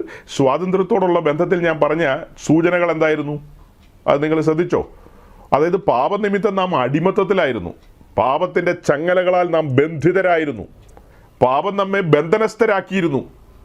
തോട്ടത്തിൽ നിന്ന് നമ്മൾ പുറത്തേക്ക് എങ്ങനെയാണ് വന്നത്? ബന്ധനസ്ഥരായാണ് പുറത്തേക്ക് വന്നത്. മരണം പുതച്ചാണ് പുറത്തേക്ക് വന്നത്. ഇതെല്ലാം കഴിഞ്ഞ ആഴ്ച പറഞ്ഞതാണല്ലോ അല്ലേ? ശിക്ഷാവിധി ചുമന്നുകൊണ്ടാണ് പുറത്തേക്ക് വരുന്നത്. മരണം പുതച്ചു എന്നൊക്കെ പറയുമ്പോൾ നിങ്ങളിൽ പലർക്കും മനസ്സിലായില്ലെന്ന് എനിക്ക് നല്ല ബോധ്യമുണ്ട്. സത്യത്തിൽ അവർ ചുമന്നുകൊണ്ട് വരുന്നത് എന്താ? ശിക്ഷാവിധി ചുമന്നുകൊണ്ടാണ് പുറത്തേക്ക് വരുന്നത്. ആ പുറത്തേക്ക് വെച്ചും വിറച്ചും നടന്നു വരുന്ന ആദമിനെ നോക്കുമ്പോൾ ആദാമ്യ വർഗം ഒരുമിച്ചല്ലേ നടന്നിറങ്ങി വരുന്നത്. അവർ പുറത്തേക്ക് ഇറങ്ങി വരുന്നത് എങ്ങോട്ടാ? മരണത്തിലേക്കാണ് നടന്നു പോകുന്നത്. അതെന്താ അതിൻ്റെ അർത്ഥം? ശിക്ഷാവിധിയിലേക്കാണ് അവർ നടന്നു പോകുന്നത്. ശിക്ഷയിലേക്ക് നടന്നു പോയിക്കൊണ്ടിരിക്കുകയാണ്. പാപം അവരുടെ ഉള്ളിൽ കയറിയെന്ന് ഏക മനുഷ്യനാൽ പാപം അകത്ത് കയറിക്കഴിഞ്ഞു. ഏകൻ്റെ അനുസരണക്കേടിനാൽ അനേകർ പാപികളായി തീർന്നു. തന്നിൽ നിന്ന് ഉത്ഭവിക്കുന്ന എല്ലാവരും പാപത്തിലാണ് പിറക്കുന്നത്. അതിനിടയിലൊന്നും അവിടെ കഴുകാനൊന്നും ആരും പോയിട്ടില്ല. ഇതിനിടയിൽ യേശുക്രിസ്തുവിൻ്റെ രക്തമായിട്ട് ഏതെങ്കിലും അപ്പോസ്തലൻ പോയോ? സകല സ്ഥലത്തും സ്ത്രീകൾ പ്രസവിക്കുമ്പോൾ കുഞ്ഞുങ്ങളെയൊക്കെ കഴുകി വിട്ടേരെ എന്ന് പറഞ്ഞു. അങ്ങനെയൊന്നും ആരും പോയിട്ടില്ല. അങ്ങനെയൊന്നും ആരും പോയിട്ടില്ല സഹോദരങ്ങളെ. ഇത് വളരെ ഗൗരവമായ കാര്യങ്ങളല്ലേ? വളരെ ഗൗരവമായ കാര്യങ്ങളാണ്. ശിക്ഷാവിധി ചുമന്നുകൊണ്ടാണ് പുറത്തേക്ക് വന്നിരിക്കുന്നത്. എല്ലാവരും ശിക്ഷയ്ക്ക് യോഗ്യരാണ്. ഒരു വ്യത്യാസവുമില്ല. എല്ലാവരും പാപം ചെയ്ത് ദൈവ തേജസ് നഷ്ടപ്പെടുത്തിയിരിക്കുകയാണ്. പാപത്തിനുള്ള ശമ്പളം എന്ന് പറഞ്ഞാൽ പാപത്തിനുള്ള ശിക്ഷ മരണമാണ്. ഇതെല്ലാം നമ്മൾ ഈ തുറന്നു വെച്ച റോമാലേഖനത്തിലുണ്ട്. അപ്പോൾ എല്ലാവരും മരണത്തിന് വിധേയരായി മരണം കാത്തു നടക്കുകയാണ്. ഈ ലോകത്തിലുള്ള സകല മനുഷ്യരും, ടാറ്റയും ബിർളയും അംബാനിയും ഗോയങ്കയും എല്ലാം മരണം കാത്തിരിക്കുന്നവരാണ്. നമ്മുടെ ബഹുമാനപ്പെട്ട യൂസഫ് അലി, രവി പിള്ള, അതായത് മലയാളക്കരയിലെ കോടീശ്വരന്മാരുടെ കാര്യമാണ് പറഞ്ഞത്. അതുപോലെ ശ്രീമാൻ ബിൽ ഗേറ്റ്സ്, നമ്മുടെ പ്രിയങ്കരനായ ഇലോൺ മസ്ക്, പെന്തിക്കോസുകാരുടെ കൂട്ടുകാരനാണ് കേട്ട പുള്ളി. നിങ്ങൾ അറിഞ്ഞില്ലായിരിക്കും അല്ലേ? ന്യൂസിലാൻഡുകാർ പല കാര്യത്തിലും പുറകില്ല. സമയാസമയങ്ങൾ കാര്യങ്ങൾ അപ്ഡേറ്റ് ചെയ്യണം. ന്യൂസിലാൻഡിലെ പാസ്റ്റർമാർ ഇതൊക്കെ അറിയണ്ടേ? അമേരിക്കൻ പെന്തിക്കോസ്റ്റല്ല അവരുടെ വിശുദ്ധനായിട്ട് ഇലോൺ മസ്കിനെ പ്രഖ്യാപിച്ചു എന്നാണ് കേട്ടത്. അപ്പോൾ ഇലോൺ മസ്ക് പുള്ളിക്ക് 14, ഞാൻ കഴിഞ്ഞ ദിവസം പ്രസംഗത്തിൽ പറഞ്ഞു 16 പിള്ളേരുണ്ടെന്ന്. അപ്പോൾ അമേരിക്കക്കാരെന്നെ തിരുത്തി. നോ, ഇനിയും 2 കൂടെ ഉണ്ടെങ്കിലേ 16 ആകുകയുള്ളൂ. ഇപ്പം നിലവിൽ 14 ആയിട്ടുള്ളൂ. ഈ കഴിഞ്ഞ ദിവസം പ്രസവിച്ചത് 14ാമത്തെയാണെന്ന് പറഞ്ഞു. അപ്പോൾ പുള്ളി ഇടക്കാലത്ത് പറഞ്ഞു യേശുക്രിസ്തു ദൈവമാണെന്ന് പറഞ്ഞു. പുള്ളി പറഞ്ഞില്ലായിരുന്നെങ്കിൽ യേശുക്രിസ്തു വിഷമിച്ചു പോയേനെ. അതുപോലെ പുള്ളി ഇടയ്ക്ക് വീരസ്യങ്ങളൊക്കെ പറയും. ബൈബിളൊക്കെ ഇങ്ങനെ കാണിക്കും. ബൈബിളൊക്കെ ട്രംപച്ചായൻ്റെ തോളത്തിങ്ങനെ ഉരുമും. ട്രംപച്ചായ എന്ന് പറഞ്ഞാൽ പെന്തിക്കോസിൻ്റെ ഇപ്പോഴത്തെ അപ്പോസ്തലനാണ്. അതുകൊണ്ട് ട്രംപച്ചായൻ്റെ തോളത്ത് ഉരുമിക്കഴിഞ്ഞാൽ ഇയാളും അപ്പോസ്തലനായി മാറി എന്നാണ് ആളുകൾ ധരിക്കുന്നത്. എവിടെ പോയി അവസാനിക്കുമെന്നോ. അപ്പോൾ ഓക്കെ, ഈ പുള്ളികളെല്ലാം നടക്കുന്നത് എങ്ങോട്ടാ? മരണത്തിലേക്ക് നടക്കുകയാണ്. ലോകത്തിലെ സകല മനുഷ്യരും മരണത്തിലേക്ക്, അഥവാ ശിക്ഷ ഏറ്റുവാങ്ങാനായിട്ടാണ് അവർ ഈ സ്വന്തമായിട്ട് ജംബോ ജെറ്റൊക്കെ വാങ്ങുന്നത് അല്ലേ? നമ്മുടെ യൂസഫ് അലിയൊക്കെ 2 ജംബോ ജെറ്റൊക്കെ വാങ്ങിച്ചിട്ടുണ്ട്. എന്തിനാ? വേഗം പറന്നു പോയിട്ട് വേഗം ശിക്ഷാവിധിയിൽ അകപ്പെടണം. എല്ലാ ആളുകളും ശിക്ഷാവിധിയിലേക്കാണ് ഈ പറന്നു പോകുന്നത്. അയ്യോ, ബോയിങ്ങിൻ്റെയും എയർബസിൻ്റെയും ഒക്കെ മുതലാളി ഉണ്ടല്ലോ, ഒരു മുതലാളി കാണുമല്ലോ. ആ മുതലാളിയൊക്കെ എന്നാ വേഗത്തിലായിരിക്കും. അല്ലെ ലോക്ഹീഡ് മാർട്ടിൻ, കേട്ടിട്ടുണ്ടോ അങ്ങനെ? ലോക്ഹീഡ് മാർട്ടിൻ, ഈ ഫൈറ്റർ വിമാനമൊക്കെ ഉണ്ടാക്കുന്ന അവരാണ്, ലോക്ഹീഡ് മാർട്ടിൻ. അപ്പോൾ അവരുടെ ആ സാധനങ്ങൾ F-35 ഒക്കെ പറന്ന് അങ്ങനെ അങ്ങ് പോകുന്ന കണ്ടിട്ടില്ലേ? അതിലൊക്കെ കയറി പുള്ളി പറന്ന് പോകുന്നത് എങ്ങോട്ടാ? ശിക്ഷാവിധിയിലേക്കാണ് പോകുന്നത്. പുള്ളിയെ കാത്തിരിക്കുകയാണ് വെള്ളസിംഹാസനം. കടന്നു വരൂ വെള്ളസിംഹാസനം. അവിടെ വീഡിയോകളെല്ലാം പ്രദർശിപ്പിക്കാൻ പാകത്തിന് വീഡിയോസ് എല്ലാം കാണിക്കും. നാളിതുവരെയുള്ള ജീവിതത്തിലെ സകല കാര്യങ്ങളും കാണിക്കും. എല്ലാം കാണിച്ച് ബോധ്യപ്പെടുത്തിയിട്ടാണ് തൂക്കി ഒരു ഏറെറിയാൻ പോകുന്നത്. ശിക്ഷാവിധിയിലേക്ക് എല്ലാവരും നടന്നു പോകുന്നത്. അപ്പോൾ സഹോദരങ്ങൾ, ഇതിനിടയിലാണ് നമ്മൾ പാപമോചനത്തെക്കുറിച്ചും പാപക്ഷമയെക്കുറിച്ചും ഇത്യാദി കാര്യങ്ങളൊക്കെ പറഞ്ഞത്. അതിൽ കൺഫ്യൂഷൻ വന്നത് പാപക്ഷമയെക്കുറിച്ചും പാപമോചനത്തെക്കുറിച്ചൊക്കെ പറഞ്ഞതാണ്. അപ്പോൾ നമ്മുടെ പാപം കർത്താവ് ക്ഷമിക്കില്ല എന്നൊക്കെയാണ് പലരും ചിന്തിക്കുന്നത്. എന്തൊരു ചോദ്യമായത്! ഞാൻ വളരെ കൃത്യമായിട്ട് പറഞ്ഞു. തോട്ടത്തിൽ ഒരിക്കലായിട്ടാണ് പാപം അകത്ത് കയറിയത്. ആ പാപത്തെക്കുറിച്ച് ബൈബിൾ എന്തു പറയുന്നു എന്ന് നിങ്ങൾ മനസ്സിലാക്കുക. പാപം അകത്ത് കയറിക്കഴിഞ്ഞു. നമ്മുടെ ദേഹം, ദേഹി, ആത്മാവെല്ലാം മലിനമായി കഴിഞ്ഞു. നമ്മുടെ ദേഹം, ദേഹി, ആത്മാവിലെല്ലാം മലിനത കടന്നു വന്നു. അതുകൊണ്ട് പുസ്തകം പറയുന്നു, പാപം ചെയ്യുന്ന ദേഹി മരിക്കും. സോൾ എന്ന് പറഞ്ഞാൽ അഥവാ ദേഹി, ആ ദേഹി എന്ന് പറഞ്ഞാൽ എന്താണ്? അതാണ് പേഴ്സൺ അഥവാ വ്യക്തി. പാപം എവിടെയാ കടന്നു വന്നത്? അല്ലെങ്കിൽ പാപത്തിൻ്റെ ബർത്ത് പ്ലേസ് എന്ന് പറയുന്നത് എവിടെയാ? അത് നമ്മുടെ ദേഹിയിലാണ്. ദേഹിയിലാണ് മൈൻഡ് ഉള്ളത്, അല്ലേ? ദേഹിയിലാണ് മൈൻഡ്, വില്ല്, ഇമോഷനൊക്കെ ഇരിക്കുന്നത്. അപ്പോൾ നമ്മുടെ മൈൻഡിൽ, അതിന് വേറെ ഒരു മലയാളവും പറയും, ബുദ്ധി എന്നും പറയും. അപ്പോൾ നമ്മുടെ ആ മൈൻഡിൽ അവിടെയാണ് ഇത് ഉരുത്തിരിഞ്ഞു വന്നത്. സൈറ്റാനുമായിട്ടുള്ള കോൺവെർസേഷനിൽ ഈ സംഭവം അകത്ത് വന്നു. മോഹം ഗർഭം ധരിച്ചു, പാപത്തെ പ്രസവിച്ചു, പാപം അകത്തു വന്നു. അകത്തു വന്ന് ദൈവം ഇരിക്കേണ്ട, ദൈവം നിയന്ത്രിക്കേണ്ട ആ സിംഹാസനത്തിലിരുന്നു കൊണ്ട് മനുഷ്യവർഗത്തെ നിയന്ത്രിച്ചു തുടങ്ങി. മനുഷ്യവർഗം മറ്റൊരുവൻ്റെ അടിമത്തത്തിലായി, മറ്റൊരുവൻ്റെ നിയന്ത്രണത്തിലായി. ഇത്രയും മനസ്സിലാക്കാൻ ബുദ്ധിമുട്ടുണ്ടോ? തോട്ടത്തിലെ കാര്യമാണ് പറഞ്ഞത്. അങ്ങനെ പാപത്താൽ പുറത്തേക്ക് വന്ന മനുഷ്യർക്ക് ഒരു വിടുതൽ ആവശ്യമാണ്. സൂചന കൊടുത്തിരുന്നു, സ്ത്രീയുടെ സന്തതി വരുമെന്നുള്ളത് ഒരു വാക്തത്വമാണല്ലോ. അങ്ങനെ ഒരു വിടുതലുണ്ടെന്നുള്ള ആ ഒരു ബോധ്യത്തിലാണ് ആദം പുറത്തേക്ക് വന്നത്. ആദം അത് തലമുറകളോടൊക്കെ പറഞ്ഞിട്ടുണ്ടാകും. നിശ്ചയമായും വലിയവനായ ദൈവത്തോട് ഇനി നമുക്ക് പഴയതുപോലെ വെയിലാറുമ്പോൾ പോയി കണ്ടുമുട്ടാൻ കഴിയില്ല മക്കളെന്ന് കയ്യനോടും ഹാബേലിനോടും എന്തായാലും പറഞ്ഞിട്ടുണ്ട്. രണ്ടുപേരോടും പറഞ്ഞു കൊടുത്ത കാര്യമുണ്ട്. ഈ തേജോമയനായ ദൈവത്തിൻ്റെ സന്നിധിയിലേക്ക് കടന്നു ചെല്ലണമെങ്കിൽ രക്തം കൂടാതെ കടന്നു ചെല്ലാൻ കഴിയില്ല. അവിടെ രക്തത്തിൻ്റെ മറുവിലയിലാണ് നമുക്ക് അടുക്കാൻ കഴിയുള്ളൂ. അത് കയ്യൻ അവഗണിച്ചു. എന്നാൽ ഹാബേൽ ആ കാര്യമൊക്കെ ഏറ്റെടുത്തു, ശിരസ്സായി ഏറ്റെടുത്തു. ഒരു ഗർഭപാത്രത്തിൽ നിന്ന് വന്നതായി രണ്ടുപേരും. പക്ഷെ ഒരുത്തൻ അനുസരണക്കേടിലേക്ക് പോയി, ഒരുത്തൻ അനുസരണത്തിലേക്ക് വന്നു. ഇങ്ങനെ തന്നെയാണ് ഒത്തിരി പേര് നമ്മളെ കേൾക്കും, പ്രസംഗമൊക്കെ ഒത്തിരി പേര് കേൾക്കും. കേൾക്കുന്നതിൽ ഒരു ന്യൂനപക്ഷം അത് കേട്ട് ഏറ്റെടുക്കും, അനുസരിക്കും. വലിയ പങ്കും അത് ഒരു ചെവികടെ കേട്ട് മറു ചെവികടെ പറപ്പിച്ച് കളയും. അങ്ങനെയല്ലേ പൊതുവെ സംഭവിക്കുന്നത്. ഗൗരവമായ കാര്യങ്ങളാണെങ്കിൽ പോലും വലിയ പങ്കും ആ ഗൗരവത്തിലേക്ക് വരുന്നില്ല. പറഞ്ഞു വരുന്നത്, അങ്ങനെ പുറത്തേക്ക് വന്ന മനുഷ്യൻ തൻ്റെ തലമുറകളോട് ഈ കാര്യങ്ങളെ പറഞ്ഞു കൊടുത്തു, രക്തം കൂടാതെ അടുക്കാൻ കഴിയില്ലെന്നുള്ളത്. അത് പിന്നീട് തലമുറയായിട്ട് ആ ബോധ്യം എല്ലാവരിലും ഉണ്ടായില്ല. എല്ലാവരും അത് കണ്ടിന്യൂ ചെയ്തില്ല. അവരവർക്ക് ബോധിച്ചതുപോലെ നടന്നു. അവർ പലവിധമായ അരാജകത്വത്തിൽ നടന്നു. അങ്ങനെയുള്ള കാലഘട്ടത്തിലാണ് നോഹ ജീവിച്ചത്. നോഹയുടെ കാലത്ത് ന്യായവിധി ദൈവം അയച്ചു. ആ ന്യായവിധിക്ക് ശേഷം പിന്നീടും ലോകം വഷളത്വത്തിലേക്ക് പോയി. ആ കാലത്തിലേക്ക് വരുമ്പോഴാണ് നമ്മൾ അബ്രഹാമിനെ പരിചയപ്പെടുന്നത്. വിഗ്രഹാരാധന കൊടുമ്പിരി കൊണ്ടൊരു കാലഘട്ടത്തിൽ അബ്രഹാം ഊറിൽ ജീവിക്കുകയാണ്. അങ്ങനെ അബ്രഹാമിനെ വിളിച്ചു വേർതിരിക്കുന്നു. അബ്രഹാമിൽ നിന്ന് പിന്നത്തേതിൽ ഇസഹാക്ക്, ഇസഹാക്കിൽ നിന്ന് യാക്കോവ്, യാക്കോവിൽ നിന്ന് പന്തിരുവർ അഥവാ ഇസ്രായേലിയർ. ആ ഇസ്രായേലിനെ ദൈവത്തിൻ്റെ സ്വന്തം ജനമെന്ന നിലയിൽ കൗണ്ട് ചെയ്യുന്നു. അവർക്ക് പ്രമാണം കൊടുക്കുന്നു. അങ്ങനെ അവരുടെ മേൽ പൗരോഹിത്യം വരുന്നു. അവർ വലിയവനായ ദൈവത്തിന് ഒരു മന്ദിരം പണിയുന്നു. ആ മന്ദിരത്തിൽ തേജോമയനായ ദൈവം വസിക്കുന്നു. അങ്ങനെ ഇസ്രായേൽ ദൈവത്തോട് ഒരളവിൽ ഇങ്ങനെ അടുത്ത് നിൽക്കുകയാണ്. അതായത് സമ്പൂർണമായ ഒരു നീതീകരണം ലഭിച്ചെന്നോ ഒരു ശുദ്ധീകരണം ലഭിച്ചെന്നോ ഒന്നുമല്ല, ഒരളവിൽ അവരിങ്ങനെ സമീപസ്ഥരായി വന്ന് നിൽക്കുകയാണ്. അതേസമയം ഇസ്രായേലിന് വെളിയിലുള്ള ബാക്കി സമൂഹം ഉണ്ടല്ലോ, മറ്റ് ജനവർഗ്ഗങ്ങൾ, അവരെല്ലാം ദൂരസ്ഥരായി നിൽക്കുകയാണ്. ഇവർ സമീപസ്ഥരായി നിൽക്കുമ്പോൾ ബാക്കിയുള്ളവരെല്ലാം ദൂരസ്ഥരെന്ന നിലയിൽ നിൽക്കുകയാണ്. അങ്ങനെ കുറേ കാലം മുൻപോട്ട് പോയി നമ്മുടെ കർത്താവ് യേശുക്രിസ്തു കാലസമ്പൂർണതയിൽ ഈ ഭൂമിയിൽ ഭൂജാതനായി മുഴുലോകത്തിൻ്റെയും പാപത്തെ ചുമന്നൊഴിച്ചുകൊണ്ട് താനെ കാൽവറിയിൽ ഒരു ബലിയായി തീർന്നു. ഇതാണല്ലോ ഇന്നത്തെ ദിവസത്തിൻ്റെ ഒരു പ്രാധാന്യം. അങ്ങനെ കാൽവറിയിൽ ബലിയായി തീർന്ന അഥവാ മരിച്ച് അടക്കപ്പെട്ട് ഉയർത്തെഴുന്നേറ്റ ക്രിസ്തു മാനവലോകത്തിൻ്റെ വിമോചകനായി തീർന്നു. പാപത്തിൽ നിന്നുള്ള വിമോചനമാണ് താനെ സാധിപ്പിച്ചത്. നോക്കണം, തോട്ടത്തിൽ കടന്നു വന്ന പാപത്തിന് ശിക്ഷ വിധിച്ചു. ആ ശിക്ഷ പിറ്റേ ദിവസം നടപ്പാക്കിയില്ല. ആ ശിക്ഷ നടപ്പാക്കിയത് ഈ പറയപ്പെട്ട സമയത്താണ്. കാലസമ്പൂർണതയിൽ, കാലസമ്പൂർണ്ണ മീൻസ് കാലത്തിൻ്റെ തികവെങ്കിൽ ദൈവം പ്ലാൻ ചെയ്ത സമയം അതാണ്. ആ സമയത്ത് പുത്രൻ ഭൂമിയിലേക്ക് കടന്നു വന്നു. അങ്ങനെ അവിടെയാണ് ശിക്ഷ നടപ്പാക്കിയത്. വിധി അവിടെ നടപ്പാക്കി. ഉൽപ്പത്തി പുസ്തകം 2-ാം അധ്യായത്തിൽ പറയുന്ന ആ ശിക്ഷ അവിടെ നടപ്പാക്കിയാണ്. മനുഷ്യവർഗവും ശിക്ഷയിലേക്ക് കടന്നു പോകേണ്ടതുണ്ട്, മരണത്തിലേക്ക് കടന്നു പോകേണ്ടതുണ്ട്.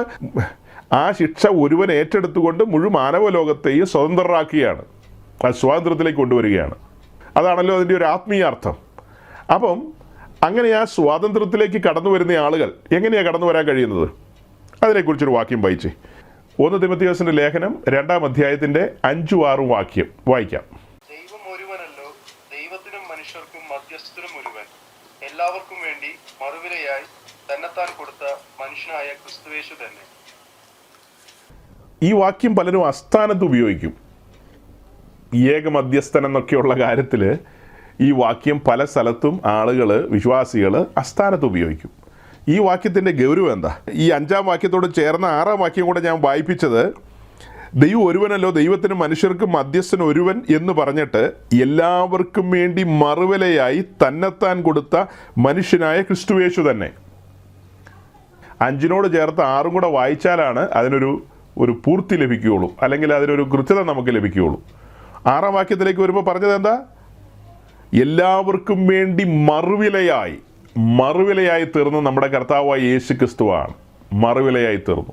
ഈ കാര്യമൊക്കെ മനസ്സിലാകണമെങ്കിൽ ഞാൻ നിങ്ങളെ സമാഗമന കൂടാരത്തിൻ്റെ പിക്ചറിൻ്റെ മുൻപിലേക്ക് കൊണ്ടുവരികയാണ്. നിങ്ങളൊന്ന് ശ്രദ്ധിച്ചു നോക്കിയേ. 2 വാക്യങ്ങൾ നമ്മുടെ മുമ്പാകെ ഒരുമിച്ച് വരും മധ്യസ്ഥതയുമായി ബന്ധപ്പെട്ട്. അതിലെ ആദ്യത്തെ വാക്യമാണിത്.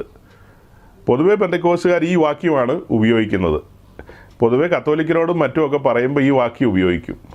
നമ്മളിപ്പോൾ കാണുന്നത് ടാബർനാക്കലിൻ്റെ ഒരു പിക്ചറാണ്, അതായത് സമാഗമന കൂടാരത്തിൻ്റെ ഒരു പിക്ചർ. ഇതൊരു പഴയ നിയമ സംഭവമാണെന്ന് നമുക്ക് അറിയാമല്ലോ. ഈ വിഷയം വെച്ചിട്ടാണ് ഈ കാര്യം നമ്മൾ ആധികാരികമായി സ്ഥാപിക്കാൻ ശ്രമിക്കുന്നത്. അതായത് സമാഗമന കൂടാരം എന്ന് പറയുന്നത് കഴിഞ്ഞിട്ട് യെരുശലേമിലെ ദൈവാലയം വന്നു. രണ്ടിൻ്റെയും രീതികളൊന്നു തന്നെയാണ്. സ്ട്രക്ചറിന് വ്യത്യാസമുണ്ടെങ്കിലും രീതികളൊന്നാണ്. അതായത് ഇവിടെ 3 ഭാഗങ്ങളുണ്ട്, അവിടെയും 3 ഭാഗങ്ങളുണ്ട്. ഇവിടെ ഒരു വാതിലാണ്, അവിടെ ഒരു വാതിലാണ്. വാതിൽ തുറന്ന് കയറി വരുമ്പോൾ ആദ്യം യാഗപീഠമാണ്. ആ യാഗപീഠമാണ് വീണ്ടെടുപ്പിൻ്റെ ഇടം. ആ യാഗപീഠം കാൽവറിയിലെ ക്രൂശിൻ്റെ നിഴലാണെന്ന് പറയാറുണ്ടല്ലോ നമ്മൾ. അതൊക്കെ നിങ്ങൾക്ക് ബഹുഭൂരിപക്ഷം പേർക്കും അറിയാം. പക്ഷേ നമ്മൾ ഈ മെസ്സേജ് റെക്കോർഡ് ചെയ്യുന്ന മെസ്സേജ് പിന്നീട് യൂട്യൂബിലൊക്കെ അപ്ലോഡ് ചെയ്യും. അപ്പോൾ അവിടെ കേൾക്കാൻ വരുന്ന ആളുകൾ പലരും പുതിയ ആൾക്കാരായിരിക്കും. അങ്ങനെ കേൾക്കുന്നവർക്ക് മനസ്സിലാകാൻ വേണ്ടിയിട്ടാണ് ചില കാര്യങ്ങൾ നമ്മൾ നിന്ന് എക്സ്പ്ലെയിൻ ചെയ്യുന്നത്, കുറച്ചുകൂടെ വിശദമായ രീതിയിൽ പറയുന്നത്. നേരത്തെ ഞങ്ങൾ കേട്ടിട്ടുള്ളതാണല്ലോ എന്നൊന്നും ആരും ചിന്തിക്കരുത്. അങ്ങനെ നിങ്ങൾ മാത്രം കേട്ടാൽ പോരല്ലോ, ഇവിടെയുള്ള ബാക്കി മനുഷ്യരും കൂടെ കേൾക്കണ്ടേ. അപ്പോൾ അതിനൊരു ഒക്കേഷനായിട്ട് ഞാനിതിനെ തിരഞ്ഞെടുക്കുകയാണ്. ഈ ചോദ്യത്തിൻ്റെ മറുപടി പറയാൻ പാകത്തിന് ഈ സബ്ജക്റ്റ് തിരഞ്ഞെടുക്കുകയാണ്. അതായത് പാപത്തിൽ നിന്നുള്ള ക്ഷമ ലഭിക്കില്ലേ എന്നൊക്കെയുള്ള ചോദ്യത്തിന് നമ്മൾ കഴിഞ്ഞ ആഴ്ച പറഞ്ഞ എന്താ? പാപമോചനം ലഭിക്കുന്ന കാര്യമാണ്. അപ്പോൾ പാപിയായൊരു മനുഷ്യൻ ദൈവസന്നിധാനത്തിലേക്ക് അടുത്തു വരുന്ന ഒരു കാഴ്ചയാണ് നമ്മൾ ഈ കൂടാരത്തിൻ്റെ പിക്ചർ വെച്ചുകൊണ്ട് പറയാൻ ആഗ്രഹിക്കുന്നത്. ആ കാണുന്ന ഒരേ ഒരു വാതിലിന് വെളിയിൽ പാപിയായവൻ നിൽക്കുന്നു. അതിൻ്റെ ഏറ്റവും അങ്ങേയറ്റത്ത് മോസ്റ്റ് ഹോളി പ്ലേസ് അഥവാ അതിപരിശുദ്ധ സ്ഥലം, അവിടെ തേജോമയനായ ദൈവത്തിൻ്റെ സാന്നിധ്യമുണ്ട്. ആ ദൈവം പരമപരിശുദ്ധനാണ്. ആ പരിശുദ്ധനായ ദൈവത്തിൻ്റെ അടുക്കിലേക്ക് ഈ വെളിയിൽ നിൽക്കുന്ന പാപിയായ മനുഷ്യന് പ്രവേശിക്കുവാനായിട്ട് കഴിയില്ല. നമ്മൾ ഈ കാണുന്ന ആ പിക്ചർ വെച്ചിട്ട് ഇങ്ങനെയും പറയാറുണ്ട്, ഇത് ദൈവരാജ്യത്തിൻ്റെ ഒരു കോമ്പൗണ്ടാണ്. അതിൻ്റെ ചുറ്റൊരു ഫെൻസ് കണ്ടില്ലേ, ഒരു വേലി അഥവാ ഒരു മറ. ആ മറയ്ക്കകത്ത് വരുന്ന ആ സ്ഥലത്തെ മൊത്തത്തിൽ നമ്മൾ പഠനത്തിനെടുക്കുകയാണ്. അതിനെ മൊത്തത്തിൽ നമ്മൾ ദൈവരാജ്യത്തിൻ്റെ കോമ്പൗണ്ട് എന്ന് പറയും. ദൈവരാജ്യത്തിൻ്റെ കോമ്പൗണ്ട്. ഈ കോമ്പൗണ്ടിലേക്ക് ഒരുവന് പ്രവേശിക്കണമെങ്കിൽ അവൻ പാപത്തിൽ നിന്ന് മോചനം പ്രാപിച്ചവനായിരിക്കണം, വിടുതൽ ലഭിച്ചവനായിരിക്കണം, പാപത്തിൽ നിന്ന് സ്വാതന്ത്ര്യം ലഭിച്ചവനായിരിക്കണം ഇതിലേക്ക് പ്രവേശിക്കാനായിട്ട് കഴിയുന്നത്. അപ്പോൾ ഇവിടെ കടന്നു വന്നിരിക്കുന്ന ആ പാപിയായ മനുഷ്യൻ, ഈ പറയപ്പെട്ട നിലയിൽ മുൻപോട്ട് വന്നിരിക്കുന്ന പാപിയായ മനുഷ്യൻ സുവിശേഷം കേൾക്കുന്നു. ഇതിനോട് ചേർത്ത് നമ്മൾ യോഹന്നാൻ 6:44 ഓർക്കണം കേട്ടോ. യോഹന്നാൻ 6:44 എന്താ പറയുന്നത്? എൻ്റെ പിതാവിനാൽ ആകർഷിക്കപ്പെട്ടിട്ടല്ലാതെ ആർക്കും എൻ്റെ അടുക്കൽ വരുവാൻ കഴിയുകയില്ല. പിതാവ് ലോകത്തിലുള്ള സകല മനുഷ്യരെയും, അതായത് എല്ലാ പാപികളെയും ആകർഷിക്കുന്നത് എങ്ങോട്ടാ? തൻ്റെ പുത്രൻ്റെ ക്രൂശിങ്കിലേക്കാണ് ആകർഷിക്കുന്നത്. നിങ്ങൾ ആ വാതിൽ തുറന്ന് കയറി വരുമ്പോൾ ആദ്യം കാണുന്നത് യാഗപീഠമാണ്. ആ യാഗപീഠം എന്ന് പറയുന്നത് കാൽവറിയിലെ ക്രൂശാണ്. ക്രൂശിൻ്റെ നിഴലാണ് ഈ യാഗപീഠം എന്ന് പറയുന്നത്. അപ്പോൾ പിതാവ് സകല മനുഷ്യരെയും, പാപികളായ മനുഷ്യരെ ആകർഷിച്ചു കൊണ്ടുവരുന്നത് എവിടെയാണ്? ക്രൂശിങ്കിലേക്കാണ്, അഥവാ ബലിപീഠത്തിൻ്റെ ചുവട്ടിലേക്കാണ് കൊണ്ടുവരുന്നത്. അപ്പോൾ അങ്ങനെ ആകർഷിക്കുന്ന ആ കാര്യത്തോടുള്ള ബന്ധത്തിലാണ് ഈ വാതിൽ, ഒരേ ഒരു വാതിലുണ്ടല്ലോ, ആ വാതിൽ എന്താ കാണിക്കുന്നത്? സുവിശേഷത്തെയാണ് കാണിക്കുന്നത്. അങ്ങനെ വരുന്നവൻ സുവിശേഷം കേൾക്കുകയാണ്. ഏതെങ്കിലും വിധത്തിൽ കേൾക്കുകയോ ധ്യാനിക്കുകയോ വായിക്കുകയോ എങ്ങനെയാകട്ടെ, സുവിശേഷം അവൻ്റെ കാതുകളിൽ എത്തുകയാണ്, അല്ലെങ്കിൽ അവൻ്റെ കണ്ണിൻ്റെ മുമ്പിൽ വരികയാണ്. സുവിശേഷം എന്ന് പറയുന്നത് സദ്വർത്തമാനമാണ്, അഥവാ ഗുഡ് ന്യൂസ് ആണ്. ആ ഗുഡ് ന്യൂസ് എന്താ? പാപിയായ മനുഷ്യനു വേണ്ടി ഒരുവൻ മറുവിലയായി തീർന്നിരിക്കുന്നു. കർത്താവായ യേശു ക്രിസ്തു സകല മനുഷ്യർക്കും വേണ്ടി കാൽവറിയിൽ ബലിയായി തീർന്നിരിക്കുന്നു. അഥവാ ആ മരണം അവൻ സ്വയം ഏറ്റെടുത്തിരിക്കുന്നു, ശിക്ഷാവിധി അവൻ ഏറ്റെടുത്തിരിക്കുന്നു എന്നുള്ളതാണ് സുവിശേഷത്തിൻ്റെ കാതലായ ഒരു കാര്യം. എന്നാൽ ഞാനോ നിങ്ങളോട് പറയുന്നു, അതിന് മറ്റൊരു വശവും കൂടെയുണ്ട്. സുവിശേഷ കേൾവിയിൽ സുവിശേഷം കേട്ടുകൊണ്ടിരിക്കുമ്പോൾ, യോഹന്നാന്റെ സുവിശേഷം 16-ാം അധ്യായത്തിൻ്റെ 8-ാം വാക്യം വായിച്ചേ. അവൻ വന്ന് പാപത്തെക്കുറിച്ചും നീതിയെക്കുറിച്ചും ന്യായവിധിയെക്കുറിച്ചും ലോകത്തിന് ബോധം വരുത്തും.